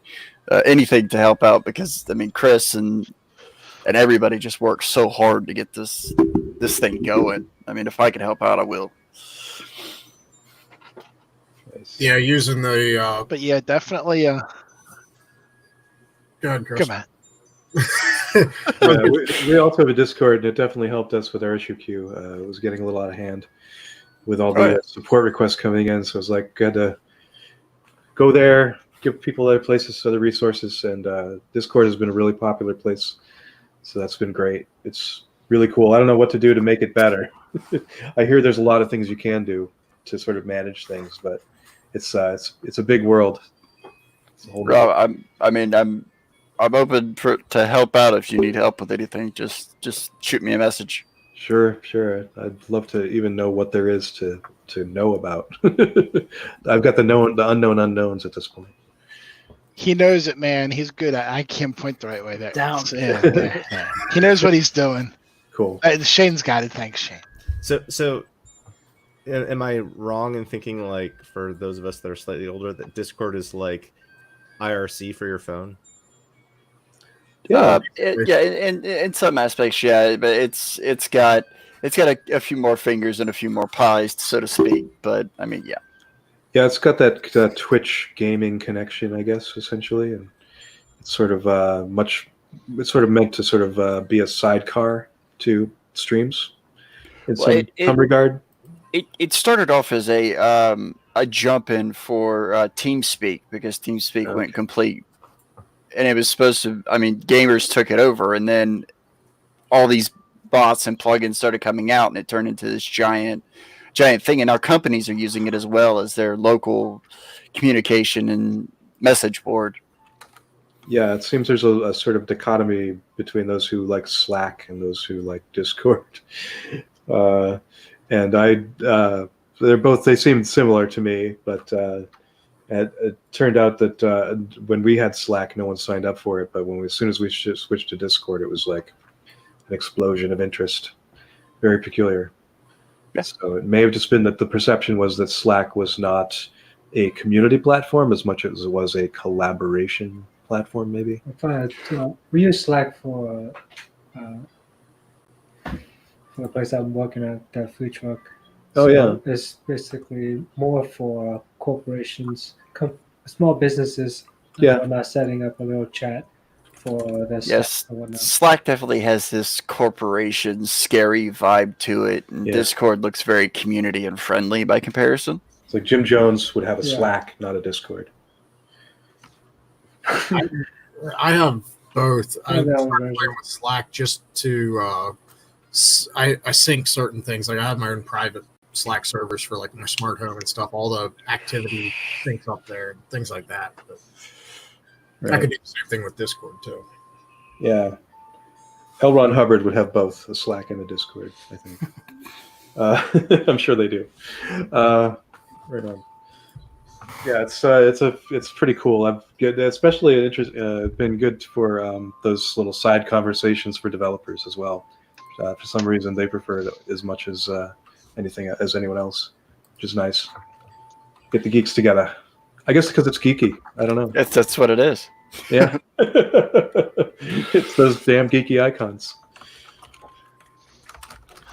I'm trying to figure out. I posted the link for the Earth Discord in the chat on YouTube. For some reason, I can't pull a link for Marlin. Maybe it's it's Marlin firmware, all one word. So that might help. And I have a Discord join link, which I can. yeah, you want to drop that in the pass chat? around occasionally. Yeah, I'll grab that for you. And of course, as we're talking about Discord, for those who weren't at the beginning, F3DPCH has a Discord now, which I'm getting ready to drop that link. There it is in the chat. Gotta get that plug in. Might as well. Sure. So admittedly, I will tell you, I know of Discord, and I set up the F3DPCH one, about a year ago, Ryan? Yeah, roughly around about, and then we just kind of dropped it. Yeah, it didn't go anywhere, and then last couple of weeks leading into the new format and stuff, I dropped the link publicly for people to join. I'm still figuring it out, so it's rough, but it's there. People are chatting. And that's essentially what it is. I mean, it has a lot of platforms, but at the end of the day, it's a giant communication platform. That's exactly what it is. Yeah, it's a glorified IRC. Yeah, and it works well. It takes Markdown is the formatting, so you can stick code chunks in there. Upload a certain number of photos before it starts to complain and say it's going to throw them away. And on the free version or whatever. And yeah, it's a decent. I like it a lot. It's fine, and it does remind me a bit of IRC in that sense. I mean, there is actually an IRC channel for probably a lot of us still have them, and yet we see little or no activity there. So it's like, they're just sort of there because they are, just in case somebody comes back from 1978 and wants to ask a question. Well, I figured that there were probably still telegraph wires up when the telephone wires were being installed, Yeah, that's exactly it, that we build the new city on top of the old city. The old city is where the underground dwellers now live. The Morlocks. I was thinking as maybe we can move away from Discord a little bit, or generate more Discord, perhaps.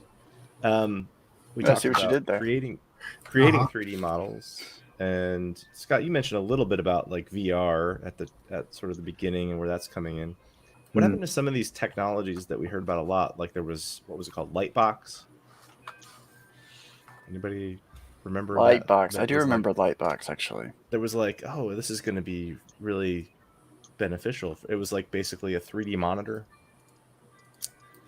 and it was I like, oh, do you'd be able remember to Lightbox. visualize your 3D prints prior to printing them. Whatever happened to that? It's like That a nobody Ron- knows.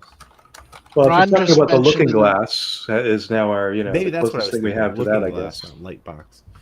Looking Glass. Yeah, and that's now coming out in its first version. They're actually working on bigger, more pro and skinnier versions that still have the same depth so to it them. still exists. It's still around. And yeah, it's light field technology is what it's called. And essentially, you're looking through a crystal, and when you look from certain angles, you see only what is being projected through the crystal at that angle. And so it gives you like slices from different angles, and the screen behind it, if you were to look at it, looks like a mess. But it comes through from different angles, looking like you're looking at an object from different angles. And the resolution is dropped down a bit, so a 4K turns into something like a 1K. But it's really great, and it would be it definitely, I'm sure, for viewing models of any kind, it's really awesome. For viewing 3D models and looking for like the problems in your print or whatever that before you print it, that would be pretty neat. So that's different than the trick where you take like a iPad or a phone and do like everybody used to see on YouTube videos of using like Joel CD cases to make a pyramid that's sat on the center of the screen, and then you got like a hologram image sort of. Yeah, it's more than that.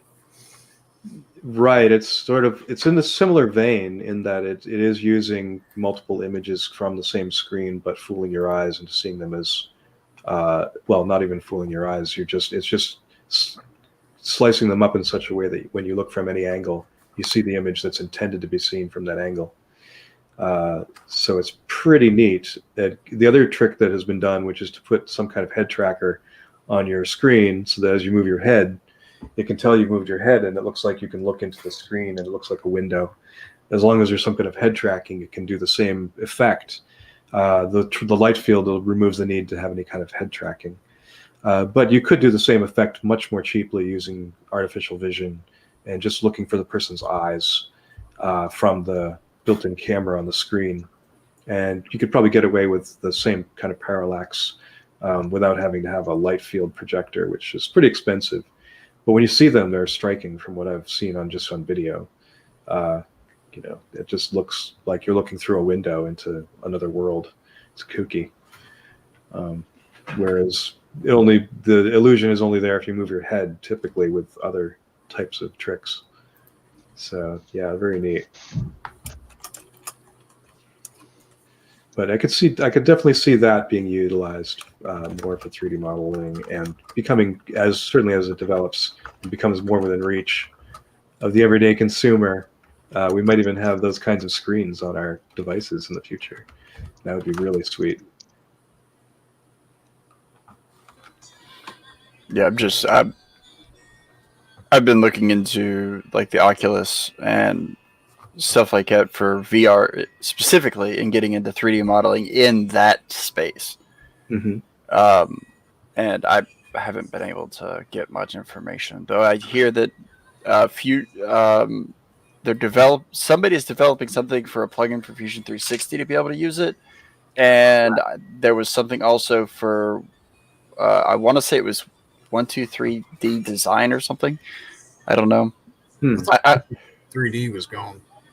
Yeah, they're trying, because of its rendering capabilities and the fact that it doesn't just like Fusion doesn't just crap itself as soon as it gets plugged into the Oculus, because it's so much information. Somebody's holding on to this pre-existing condition, and there won't be any updates to it. They're just trying to make it work. Right. So- Yeah, that was one thing I kind of missed 123D because it was so much easier than Fusion and didn't crash. Yeah, well, Is it not? Has it not been discontinued? I think that it's still accessible, but I don't think that they're going to release it into anybody else's hands to go onto it to make it more than what it is. I see. I still have a working copy of it on this computer actually, but I haven't gotten an update in a long time. Yeah, I don't think you can download it from Autodesk anymore, but if you had it or find a working copy of it one way or another, you can still run it. They had originally threatened that any models you had on it had to be exported by the date that they were going to kill it, or else you weren't going to be able to access your models anymore. Yeah, that was stuff specifically saved into their cloud system, Right. and they tried fighting that, and they lost. Yeah. So I mean, I just when that all started coming about, heck, that was 4 years ago. Yeah. I just kind of grabbed everything and ran and started using Fusion. yeah, I mean, I was using Fusion at the same time, so and I've been using it for so long, and it's so easy to transfer my models from Blender right into Fusion.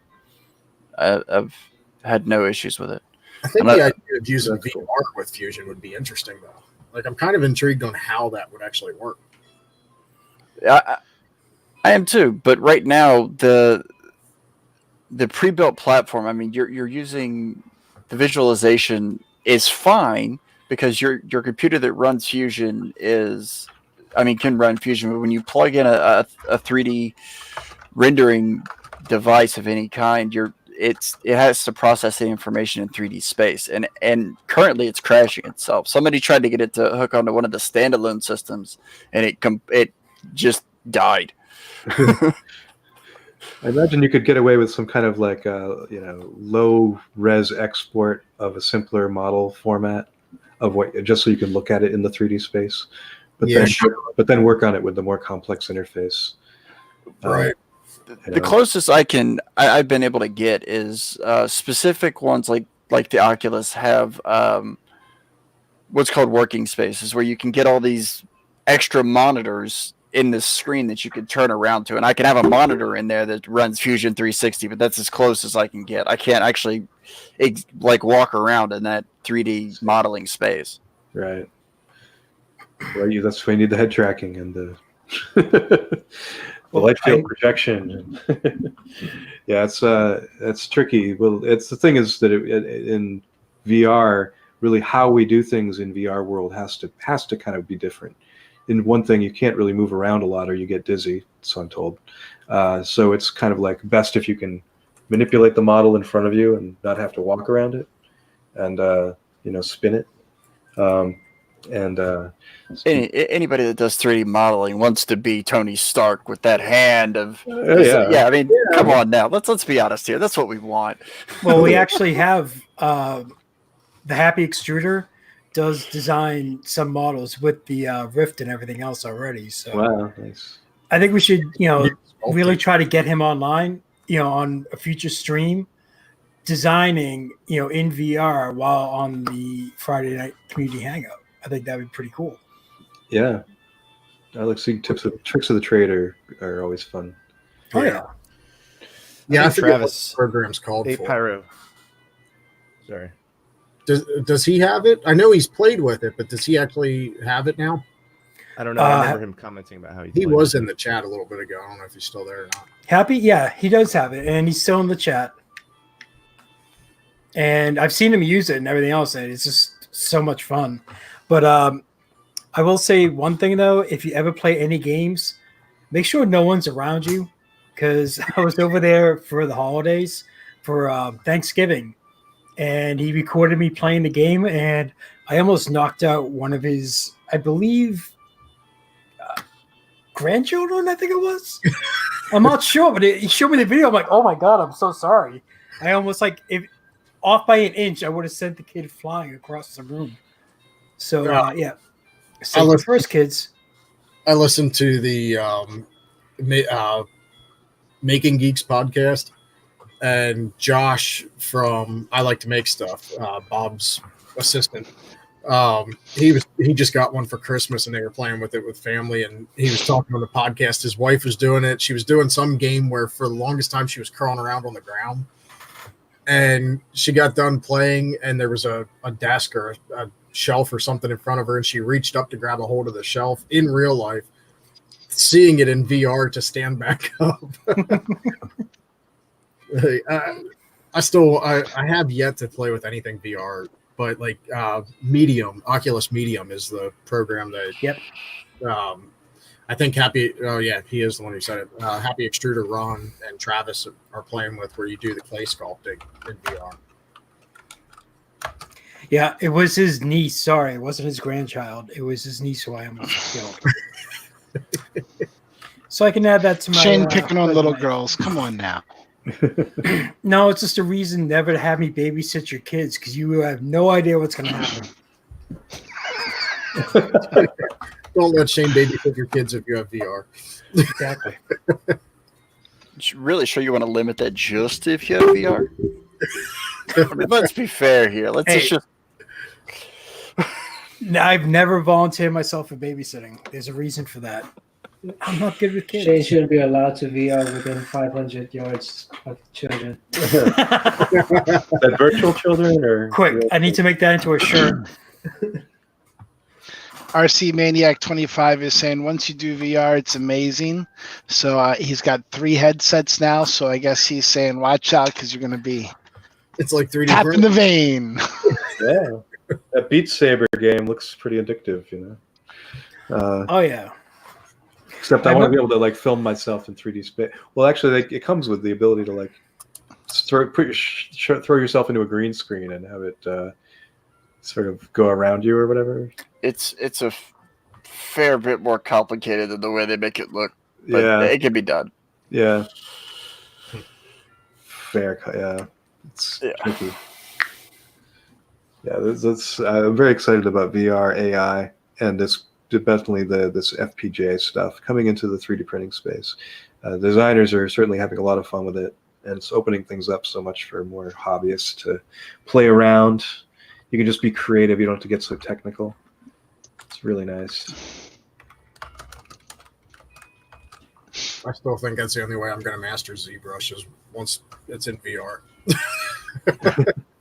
Right, where you can just get your hands right on it. Have you used your Blender controllers. 2.8? It's got sculpting mode that's pretty much like ZBrush.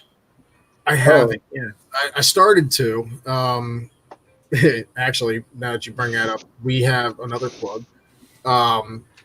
Jason from Print That Thing is coming on this month in 2 weeks to talk about his classes on Blender 2.8, and I have his course on. Shoot, I can't think freaking course website's name, but one of the websites you can go on to do online courses. I started his back in like July, but then got distracted and never got to finish it. Right on. Yeah, it's the 2.8 looks pretty exciting. I think it's a pretty huge leap. I get the feel. I remember the previous versions. It felt like I was still working on like Lightwave from 1990 or something. But they feel much more modern now. It's come a long way. Yeah. Oh yeah. So I wrote a Blender add-on, and so now I have to go and update it. That's Python, You right? should. Yeah. Fun. There's a really cool add-on that hasn't been ported over to 2.8 yet that allows you to do animation with the modeling. So instead of adding bones and animating the model, you can extrude the model and have that animated. That's not a native thing in Blender 2.7. Huh. I'm not sure about 2.8. I haven't played with it thoroughly yet. But I don't know. I haven't upgraded to 2.8 because I'm scared. I don't think it's a big shift. It's mostly. It is. And you could run it. But yeah, maybe it is. Of, If you can't find things, that's always the worst thing. Is you want to just go. Jump Yeah, in, that's go. always been my problem with Blender is finding stuff. It's got so much crap wrapped into it. Right. The hardest part for me to get used to was the mouse to a spot, and then the keys change what they do. If the mouse is here, it's this. yeah. If the mouse is there, it's that. They've changed it up where the default is the standard way, Yeah. and you have to change it if you want it Right. the Blender way.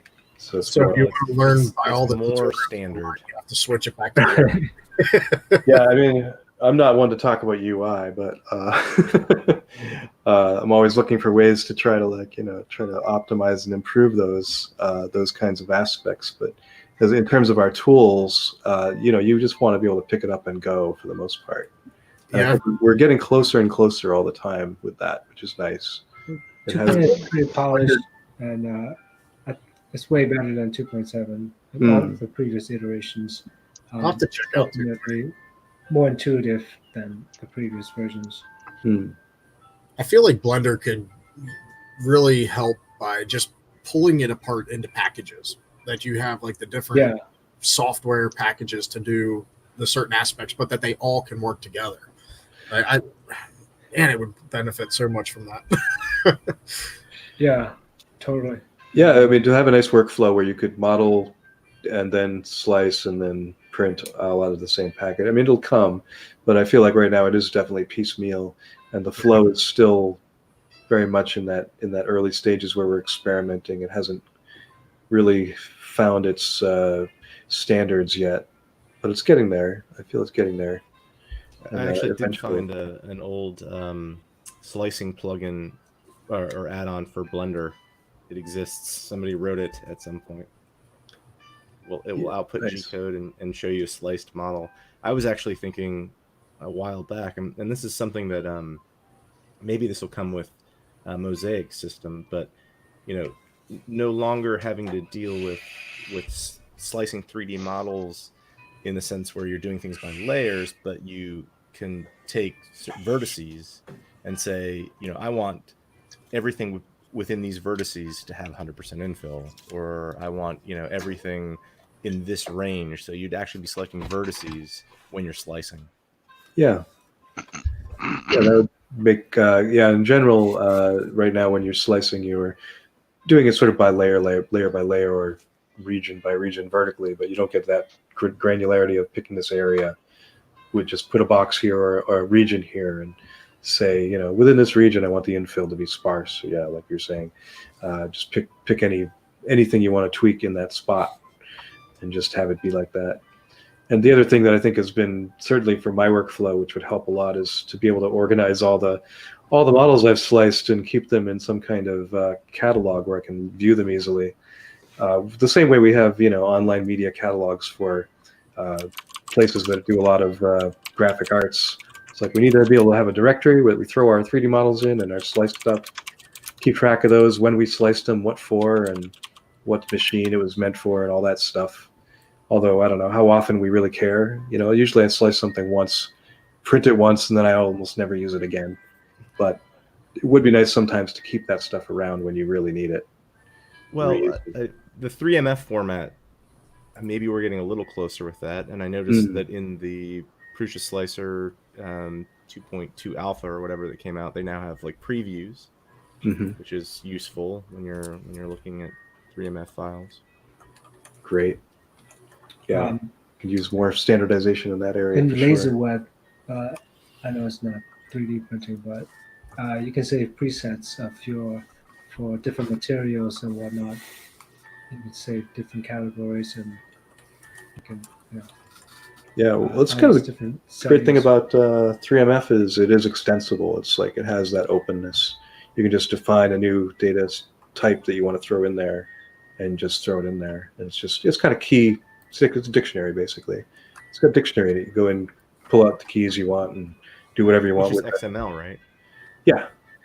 XML is a great way to go. I mean, back in the day, I would use something like IFF, I guess. Something, where it's just, what's the name of this chunk of data? How long is it? And here you go. And then now you know what kind it is. You figure it out. Maybe it has a version number in it or something. But, like 3ML, XML, since XML, there's no excuse to have all these other custom types of data. It's just package it up that way, or use JSON or something like that. And just there's a few forums that just seem to be more conducive, and it's good that we're sort of. I really like that the slicers are more friendly to that now. That makes a lot of sense. And Bruce is leading the effort in a lot of ways in that area, so that's great. Yeah, I know the developers have been doing a lot of work with it. And I do have to give them a lot of credit, though, for really listening to the community in general and adding a lot of features into the alpha version. I know some of those requests have been going back, for some time now, but I think they've done an amazing job with it. Yeah. And there's the Simplify 3D 5. I don't know if you're excited about that, but that's coming out. There's some kind of open, I don't know if they're going to be doing any kind of testing. I don't know that they do that, open beta or anything, but I guess we should expect that they're, responding to a lot of community requests, and we should see a lot of interesting features in the next version of that as well. Hopefully more for this multi-material printing that we're all becoming more. Do you know something that we? Do you know something that we don't know about that? Because I have heard absolutely nothing about what Simplify 3D is actually going to have in version 5. Well, I only have the email they sent me or announcement that I saw, and if you've seen the same stuff, then you know as much as I do. To me, it didn't sound like much, except that we're still working on it. Right. Yeah, they've only been working on 5 for 2 years. Yeah. Here she comes, walking down the street. They're playing that song right now. They'll play the next song for the dance. Will come up later. Go my emails to see if I got an email from Simplify. Yeah, that's what I'm looking for right now too. Yeah, where is that? Did I just stream it? That was like a month ago. Yeah, it's been I only read my email once a month, so. So I think there's been some chat in their Facebook group page. People, a lot of, I think the main chat actually I saw in there last time was, okay, I saw an announcement. Are you going to charge me if I just bought 4? You're going to charge me for 5? And they won't answer that question. Yeah, well. December 19th is when they sent it out. Yep, I just found it. Okay. They did say on their forums that your license is upgradable for 1 year. So if you just bought 4, you can upgrade to 5 within a year. Yeah, that's standard. That's good. So yeah, I've used Simplify 3D pretty much primarily for the last couple of years, and it's okay. It's like I haven't found any deficits where I was like, I really need that feature that's in this other slicer only. But they're certainly going to. Whenever we've done multicolor 3D printing, however, we always reach immediately for Prusa Slicer because it's got it's just you can actually visualize it there, so that helps a lot. And I guess there is something called a what was it? Patio? Oh wait, no, Pathio. Patio is the cola. Pathio, which E3D was hyping a while ago, and I don't know if that's still coming out or what. What happened with that? Yeah, anyhow. Yeah, where is it? Come on, guys. Pathio, that's right. I remember it was like, I think the feedback was like, it kind of crashes, so we'll wait for the next one.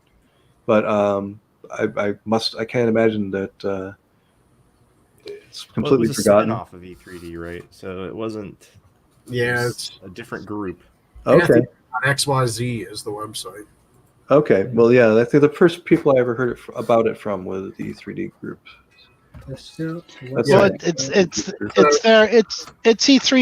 It's E3D shop. It's their skunk works.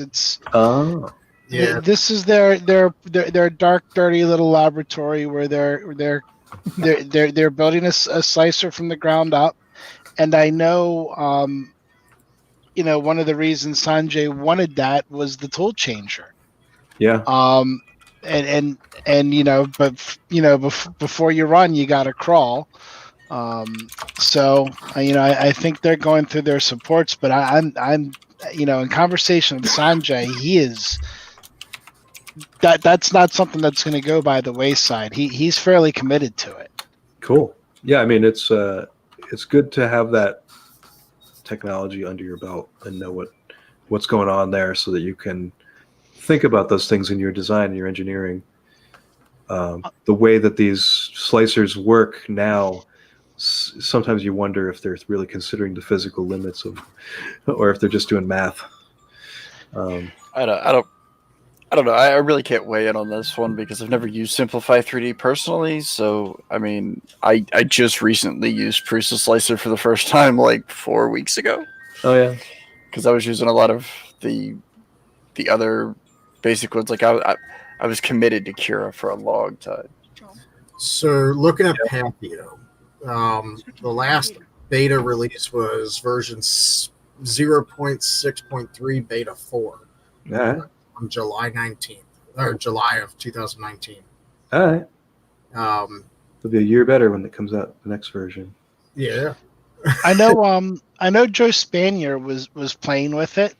And you know, I can't recall specific comments, but I wasn't of the mindset that he hated it. I think he noted that there were some issues, but I think as long as they're continuing development on it at this point, you almost, while you may be able to take the opinion away that you don't like it in its current state, you really can't, in my eyes, can't make a good judgment on it because, I mean, it's from the ground up scratch build. Where Cura, Simplified, even Prusa Slicer, I mean, the technology that's built on it, the software that's all built on has been around for how many years now? Yeah. Been improving. So as long as they're still continuing development, like I said, their website looks like there's not a lot of activity publicly, but I hope they are. I mean, more contenders to the better.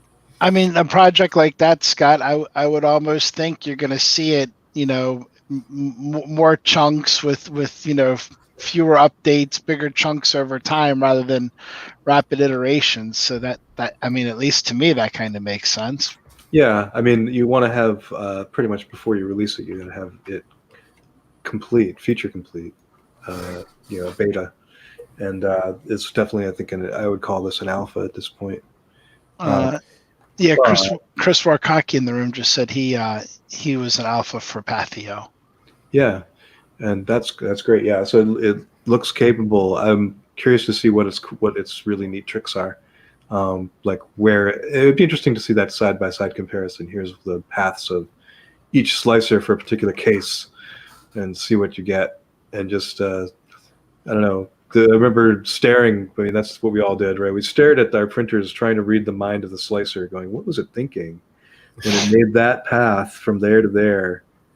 And then you get the new Cura, and it's like makes better paths, and you wonder, well, why doesn't the other one? Why can't it do that trick? What's it missing that the other one isn't? And then they keep leapfrogging each other. And Pathio, it seems like they're maybe trying to take a new approach. I'm not sure. Seems to be why not build on something existing unless you're planning on taking some kind of revolutionary look at the situation, maybe. I think it's interesting to note in slicers particularly, what we're seeing is that the open source slicers are making advancements much, much faster, right? The ones that are not, you've got Simplify 3D, Pathio is not open source, obviously. But when you have the community out there making contributions to it and somebody to curate those contributions, much like what you do with Marlin, you see those features getting incorporated much quicker. Yeah, and actually, LF Objects, Lulzbot, they were putting a lot of work into Cura as well, behind the scenes. So that's something that's always ongoing. Everyone who uses these things is putting a little something into it, whether it's just reporting the issues they encounter or actually contributing some fix. But I wonder how much of a sort of a lesson or sort of a portal that is to how we're going to see these things continue to go, right? If you've got people who are willing and able to put in pull requests for things and people to curate them and be like, yeah, that is an improvement. You know. Yeah, and it's kind of down to it is just down to the people who are using this stuff to to collaborate, because ultimately someone who's coding the stuff all day won't necessarily know even what the issues are. So we rely on that feedback, and it's just a continuous back and forth. That I think that helps a lot with the open source stuff. Whereas if you're a company and you see support as a burden, and you don't have, and maybe you have you'll try to push it off to your Facebook group and let users support each other. But without that primary contact, like there may be questions that people have about Simplify 3D that no one can get the answer to, because it's such a bottleneck to get that answer. Whereas, I feel like the open source stuff, it's aiming to be a bit more open and spending a lot more time on that information sharing. I mean, just the stuff that Chris's Basement puts out every week is, it covers the gamut. It fills in a lot for this whole area that otherwise we would have to spend a lot of time filling in ourselves. So it's nice. You can do an imaginary scenario where if you say, oh, if Simplify 3D, if they release the source code for that now, would it be a better slicer now than it currently is? And I think the answer would have to be yes, right? Yeah. I mean, people like the slicer, they want to use it, but it has limited updates, right? It's not adding new features, and people would want to add those things in there if they could. Yeah, for sure. And I mean, ultimately, it gives you a starting point, which is reasonable. I mean, as far as its useful utility, clearly it's useful. But yeah, it's sort of just that's their model, and it works for them. They're able to prepare this next release, and if people buy that next release, then they've succeeded in their mission. And if it's I feel like that Leaf they've taken care of some of the more egregious things. The whole thing with that whole deal with profiles being difficult to deal with and getting locked out of your own profiles and stuff is weird. I don't know why they bother with that sort of thing. That just seems to me like a greater burden on them. Yeah, I was trying to see if there's any updates, if they ever actually fix that or improve that or anything else, because I know a lot of people had issues with that. Mm-hmm. And with for the lack of a better term, for the lack of their attention to it, they lost a lot of people promoting them. It used to be on their website. You had Joel on there, you had Tom and everyone else on there. Now, all those endorsements are gone, and there wasn't really any type of update if they fixed that profile issue or not. Has anyone heard if they did or anything? They haven't fixed it. It's not fixed. Yeah. It's do they have any relation to NordVPN at all? No. No? Okay. Just curious. Yeah, it's tricky. I mean, that was it's a very judgy little community we have here. You'll be canceled if you don't adhere to our high standards. So I don't know if it's high standards or it's just the expectation that there is some improvement that happens. And I feel that sure. I mean, you can put Simplify 3D on any normal software timeline, right? I mean, it doesn't have to be slicing software, and they are way behind. And the way that they actually function is very poor. There's no feature list for 5.0. There's no teasers of what's going to be in there. It's just we're doing hundreds of bug fixes, right? I mean, and exciting new features, whatever those are. Right. We just don't know. And I for one, I'm not paying another $100. I own 3 licenses. There's no way I'm paying $150 again for them. I just keep noticing those 4 fingers pointing back at me because I'm like, that Marlin 2.0 release took about 15 months, and No. But there's a huge difference. The huge difference is we knew what was going into Marlin that whole time because we could look at the bug fix, right, 2.0, and we could see what was happening. Totally. Yeah, it's true, and it is that's the hard thing about just proprietary anything these days. It's like you really want And it is strange when they don't, because it benefits software companies to do frequent releases. They actually get a lot more hype, attention, and actually sales that way, surprisingly. But just putting out these incremental fixes periodically, just every month, for example, would actually be beneficial to them as a marketing, if nothing else. But if they're real fixes, even better. So it surprised me. It may just be that they're just really stretched thin. Yeah, that's If you get that sense a little bit. I'm not sure. I think with any company, transparency goes a long way. There was a post either this morning or late last night from E3D talking about their new, I can never pronounce the name of it right. Chimera. Thank you. Where they had problems with their gears and everything else. And they put a post out there on Twitter and everything else to try to, address the issue and calm people down. Because I'm sure everyone was going crazy like, oh, it's my machine or my Chimera is the same thing and everything else. I think if a lot of companies, just were a little bit more open, they don't have to be so much open source, but just open with their information. Hey, this is where we're at. This is exactly what we're doing. There's this problem we know that people don't like. We are doing this and this and this. Here's a time frame and everything, and something like that. Just nowadays, it has to be a part of any type of company, within their bylaws or guidelines or anything else like that. Because if they keep it all hush hush, then it's not going to, especially in this community, it's really not going to work out for them. I appreciate their openness here. They're listing the side effects of Humira, including puffy nose, slight reactions, stomach pain, sinus pain. Yeah, sorry, I'm horrible with names. You may encounter sinus pain if you shove it up your nose. Yeah. Oh, is that different? Is that a different thing? And it's only $20,000 a dose. I mean, I apologize. I butchered the name.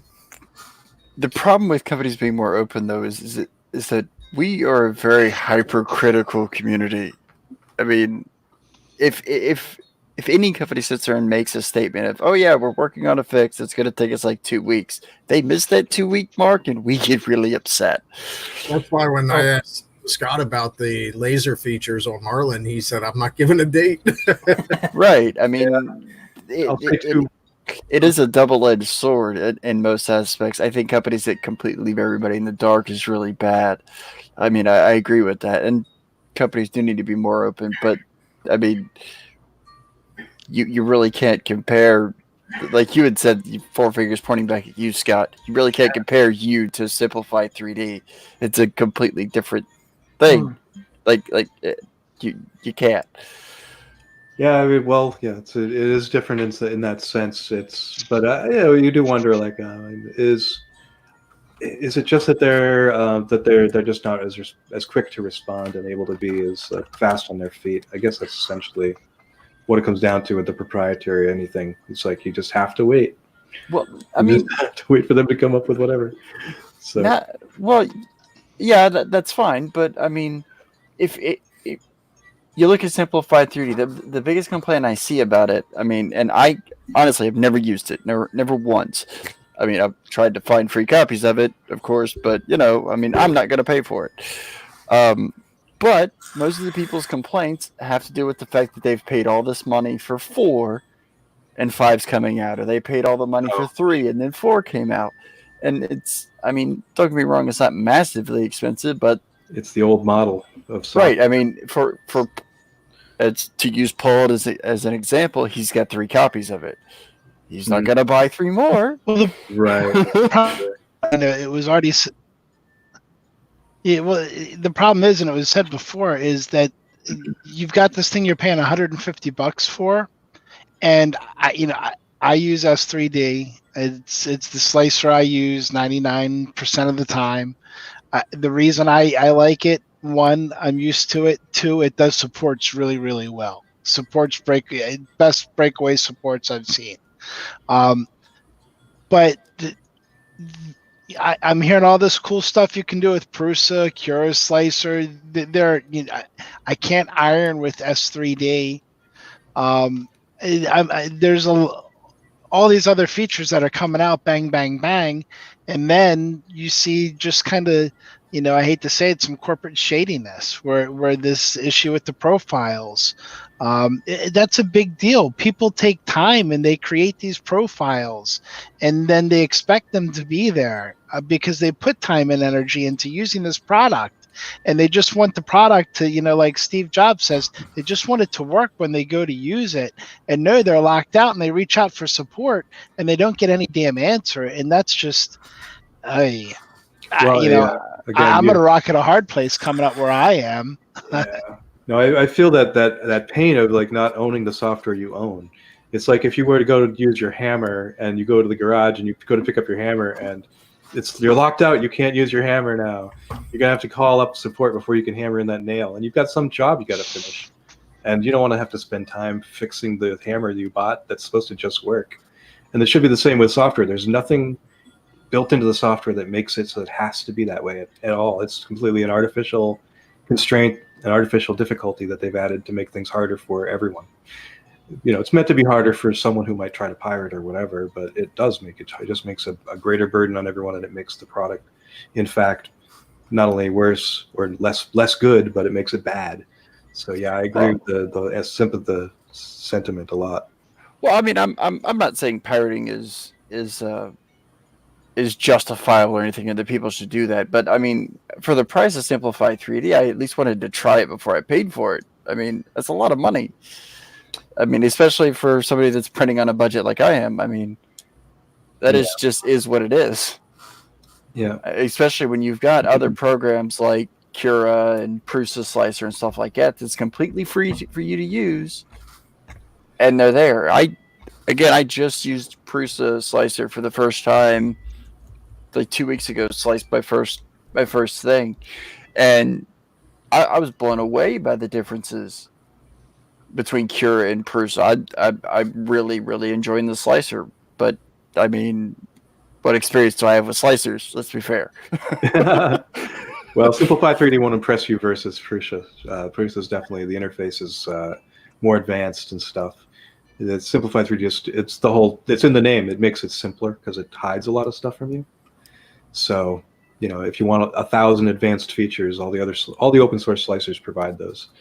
I remember it used to be that I would actually edit the text files to keep my settings because it was just simpler to maintain them that way. But as soon as it went from 100 settings to 500 settings, it was no longer viable to do that. So I'm trying to think, what's the other slicer that's very, very similar to Simplify 3D, but it's free? Is it Craftware or not? Idea Maker. Idea Maker, maybe? Idea Maker. Oh, yes, Idea Maker, for sure. If you want a taste of what Simplify 3D is like, last time I used it, it was slightly more advanced than where Simplify 3D is now. Try Idea Maker. I mean, like the profile menus, like there is a lot of similarities between the two. But I suspect they're actually using the Cura engine with sort of an overlaid Simplify 3D. If you look at the G code that comes out of Idea Maker, it looks very much like Cura G code. Okay. Wouldn't be surprised. The place I think Simplify screwed up the most. I mean, Mike NLTMW said in the chat a little bit ago. He said the bigger problem is it was licensed as a one-time fee. Since then, they realized that they needed the cash flow, and now they want to charge more.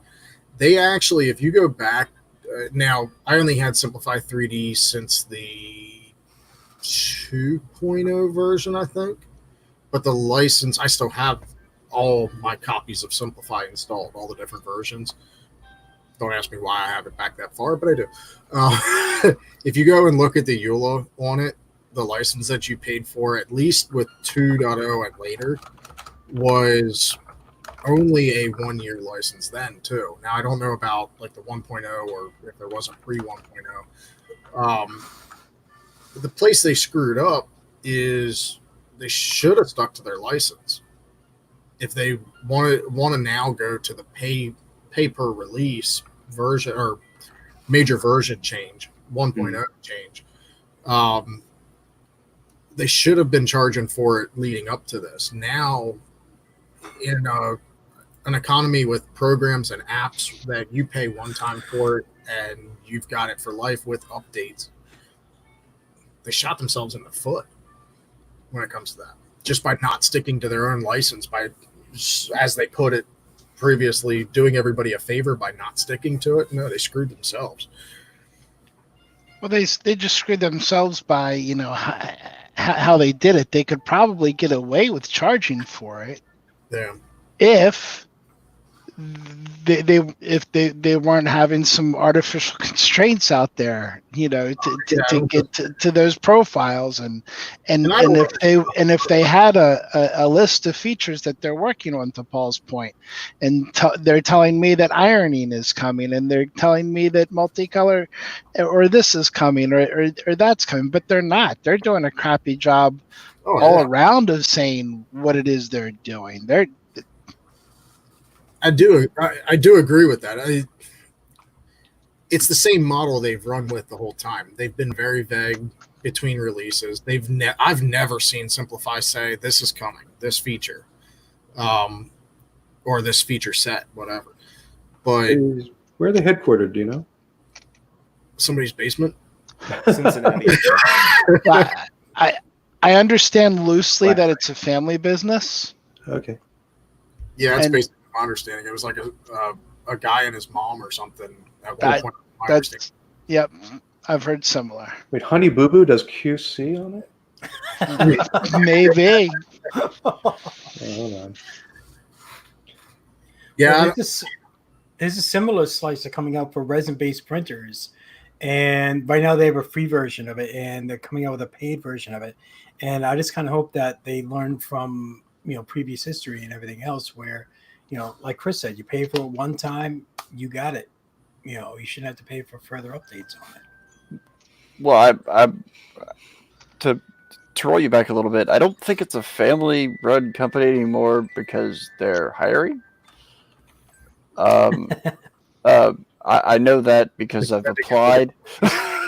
Stay away from their PR department. Don't work for their PR department. They could use some help there. Yeah, I mean, that's for sure. Did you ever hear anything back when you applied? No. Okay. But I haven't heard back from any of the 15 different emails I've sent them either. So yeah. Damn. Well, I don't know. I'm in that same boat Chris is.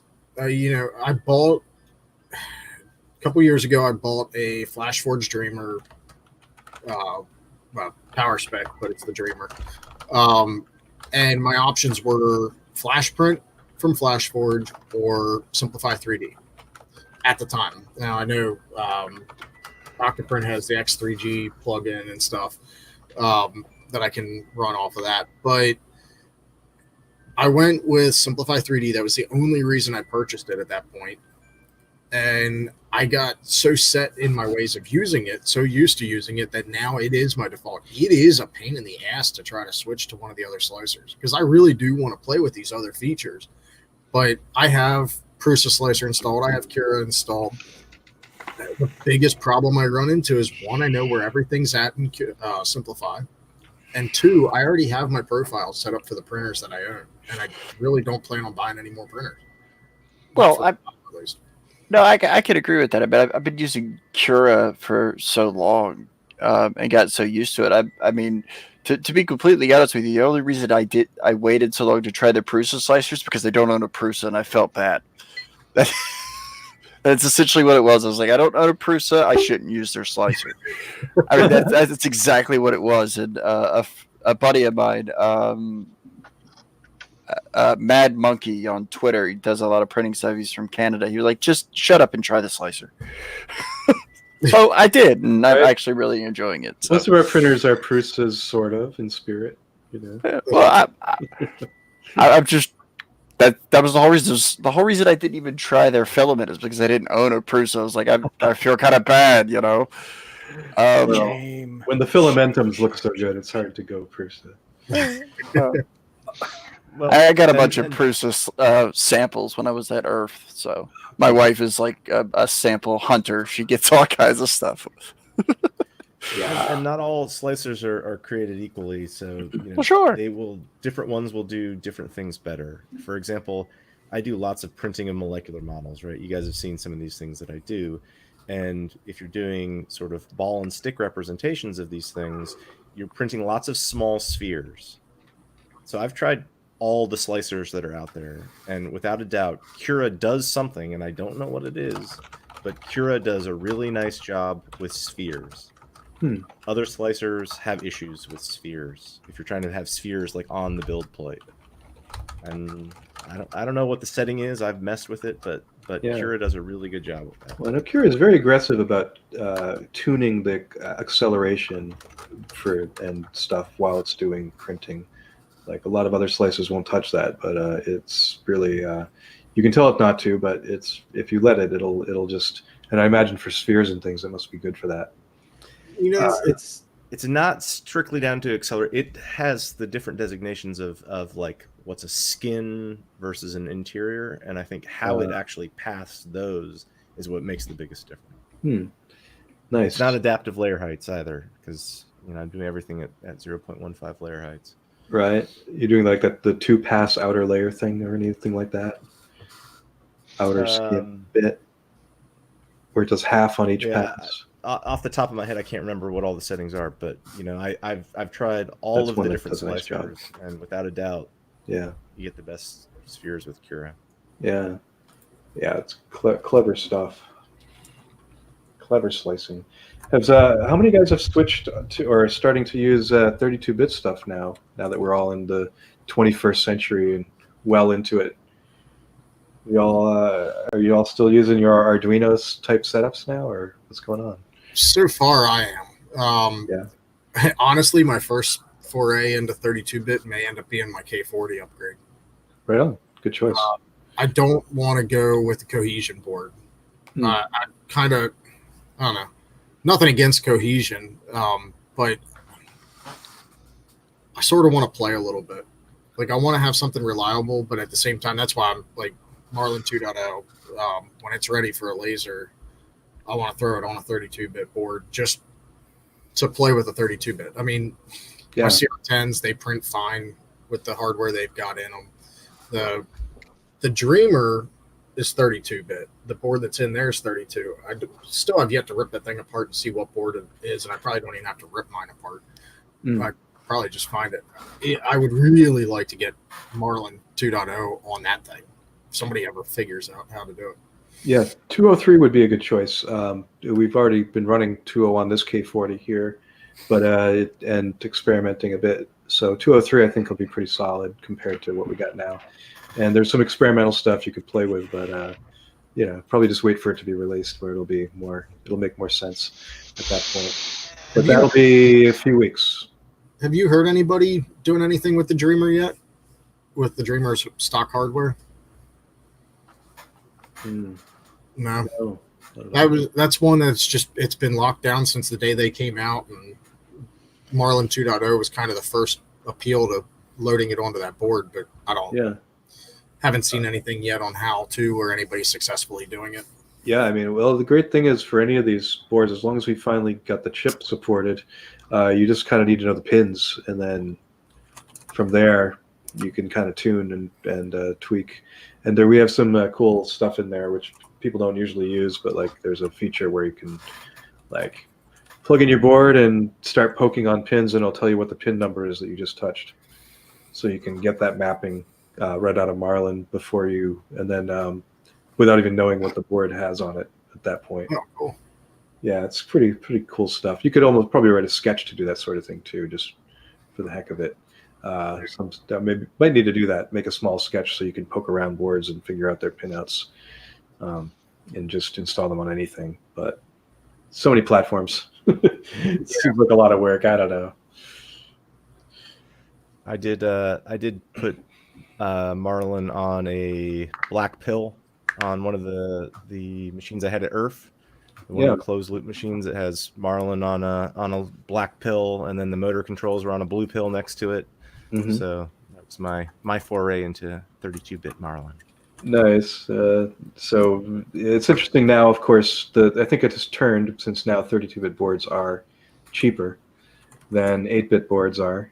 There's just no reason to use unless you've got them lying around, to pick up a ramps anymore and start using that as your printer heart.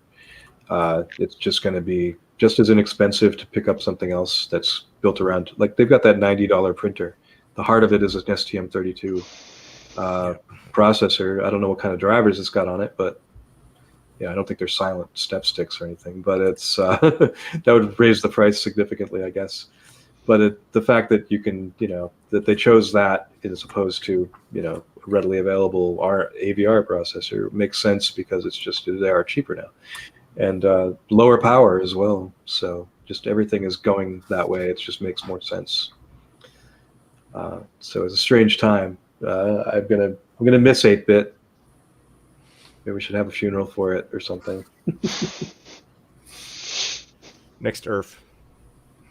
Yep. Say farewell. Have a little memorial.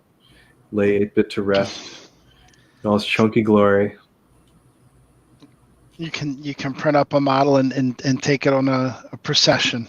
Yep. Yep. Minecraft, you're all that's left of the 8-bit aesthetic.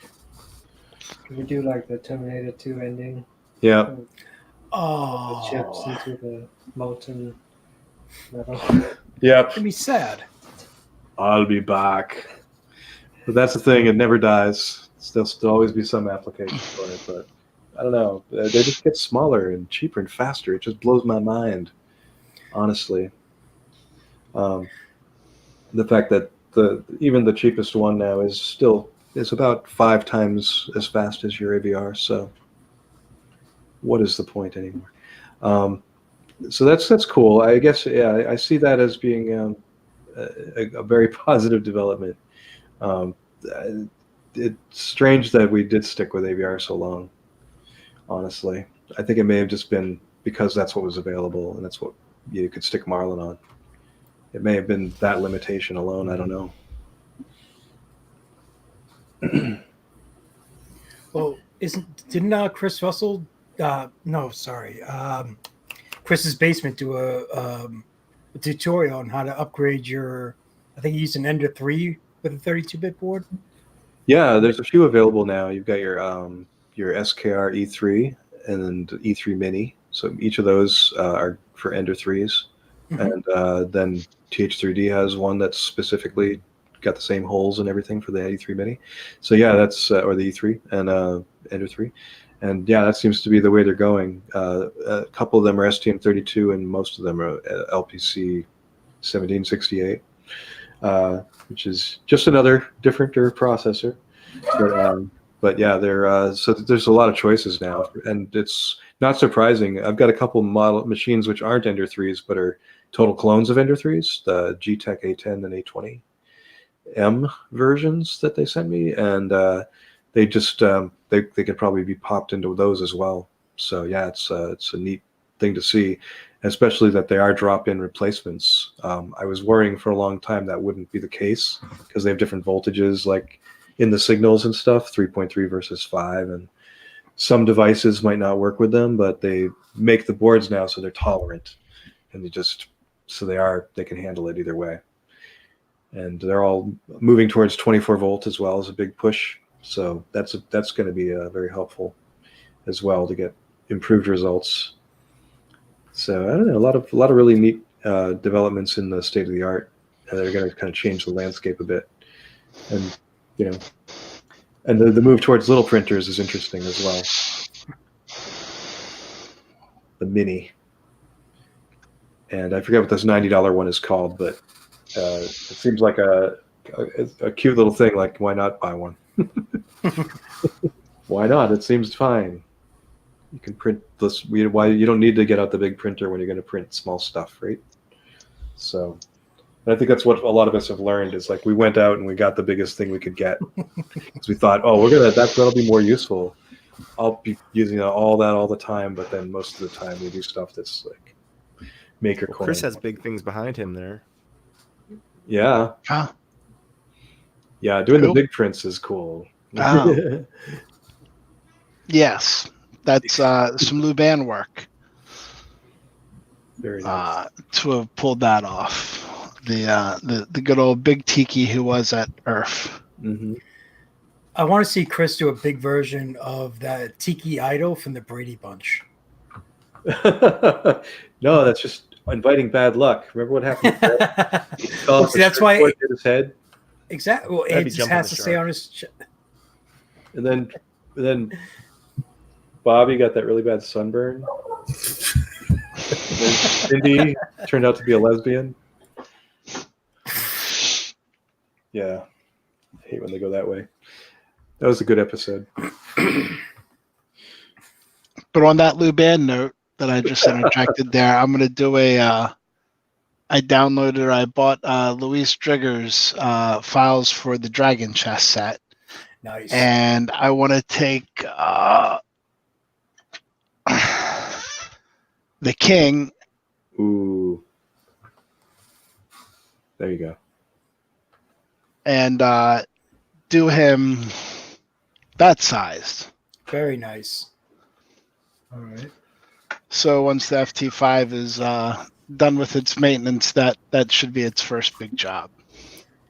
Hey, different topic. Well, sort of same topic. How'd your graphite test work out? Who? Your graphites. Didn't you do one of the big prints outside with graphite spray and then spray paint? Oh, yeah. Okay. It's still outside. Now, right? It's still outside. I have to take a look at it. It seems just fine. I haven't noticed anything wrong with it. It's been sitting in the garden for over a year now. Yeah, because you did that, and I did the baby Groot head, life size head. Yeah, around the same time. Or well, actually, no. I'm sorry. It was more like teenage Groot. Right about the same time. Mine's been sitting on the front porch since I had it down there printed solid. Straight up PLA, just painted. So far, so good. Yeah, no, it's the giant Moai head. Yeah, I couldn't remember which one you did it on. Yep, the Moai. He's out back. He's been sitting in the garden, and I think he's just fine. So, Just curious. It was time for an update. yeah, no, I have to take some pictures and post. Yeah. I hate to say it, man. I'm tired. I think I fell asleep there a couple minutes ago. Did I? Yeah. Okay, I don't know. I felt like I was about to fall over. You want to go ahead and wrap this one up for this evening or morning? Good to me. Well, at least let's do it. Yeah, I'll wrap myself up. I won't force anybody else to go with me. All right, Chris, go ahead. Tell All right. me where they can find you. So Chris here at mcrispy1. Keep an ear to at East Rap Fest on the Twitter for Earth or Facebook as well. Everything is all East Coast Rap Festival or East Rap Fest. Give us a follow, and we'll be seeing you at Earth next year, well, later this year, October 10th and 11th. And I hope to see a lot of you out at Murph in just a couple months in early April. Everybody have a good one. Thanks, Chris. Good to see you, Chris. All right, next up we've got Paul. Hey guys, thanks for having me on the stream and for sticking around and all your stuff in the chat. You can find me on Twitter at Paukstellis, and I look forward to having some, not all 3D printing projects, but more of this impact printing to show off to you in the near future. And I'll see you around on future streams. Thanks, Paul. Next up, we've got Scott and Lou. Hey, thanks for having us, guys. It was really cool to hang out with you all and catch up. You people on the interwebs, if you want to find me, I'm ThinkyHead on Twitter, and you can join us on the Marlin Firmware Discord channel or Facebook group. Catch up with all the latest stuff and share tidbits and tips and get help. And you'll see me in the issue queue on GitHub as well. So see you there, guys. New features coming. Thanks, Scott. How about you, Lou? Yeah, thanks for letting me be a fly on the wall and just buzzing in here and there. I'm on Thingiverse and Twitter and Instagram and all that. I'm Redbot on Thingiverse, and I post up files of whatever I'm working on that's it's been done enough that I release to the public. So just check me out. All right. Thanks, Lou. Next up, we've got Shane. I just want to say thank you very much for having me tonight and be a part of this wonderful think tank. So I didn't have too much to contribute. But thank you very much for giving me the opportunity to get the word out about the 1440 makers. And instead of reaching me on my regular Twitter, if you guys want to, again, help out, you can reach out to me at 1440 makers on Twitter. Okay. Oops, I posted that in the wrong spot. I was trying to get your lower thirds updated. No problem. But I'll leave it up there for my outro. Thank you. So down there. Yep, that link at the bottom of the screen there. Go ahead and click that don't click it. Type that into your browser. Or I posted it in the chat. You can click that one. Right click it and hit new tab. Follow Shane and support the 1440 makers effort. For me, I'm Matt from How I Do It and the organizer of the Friday 3D Printing Community Hangout.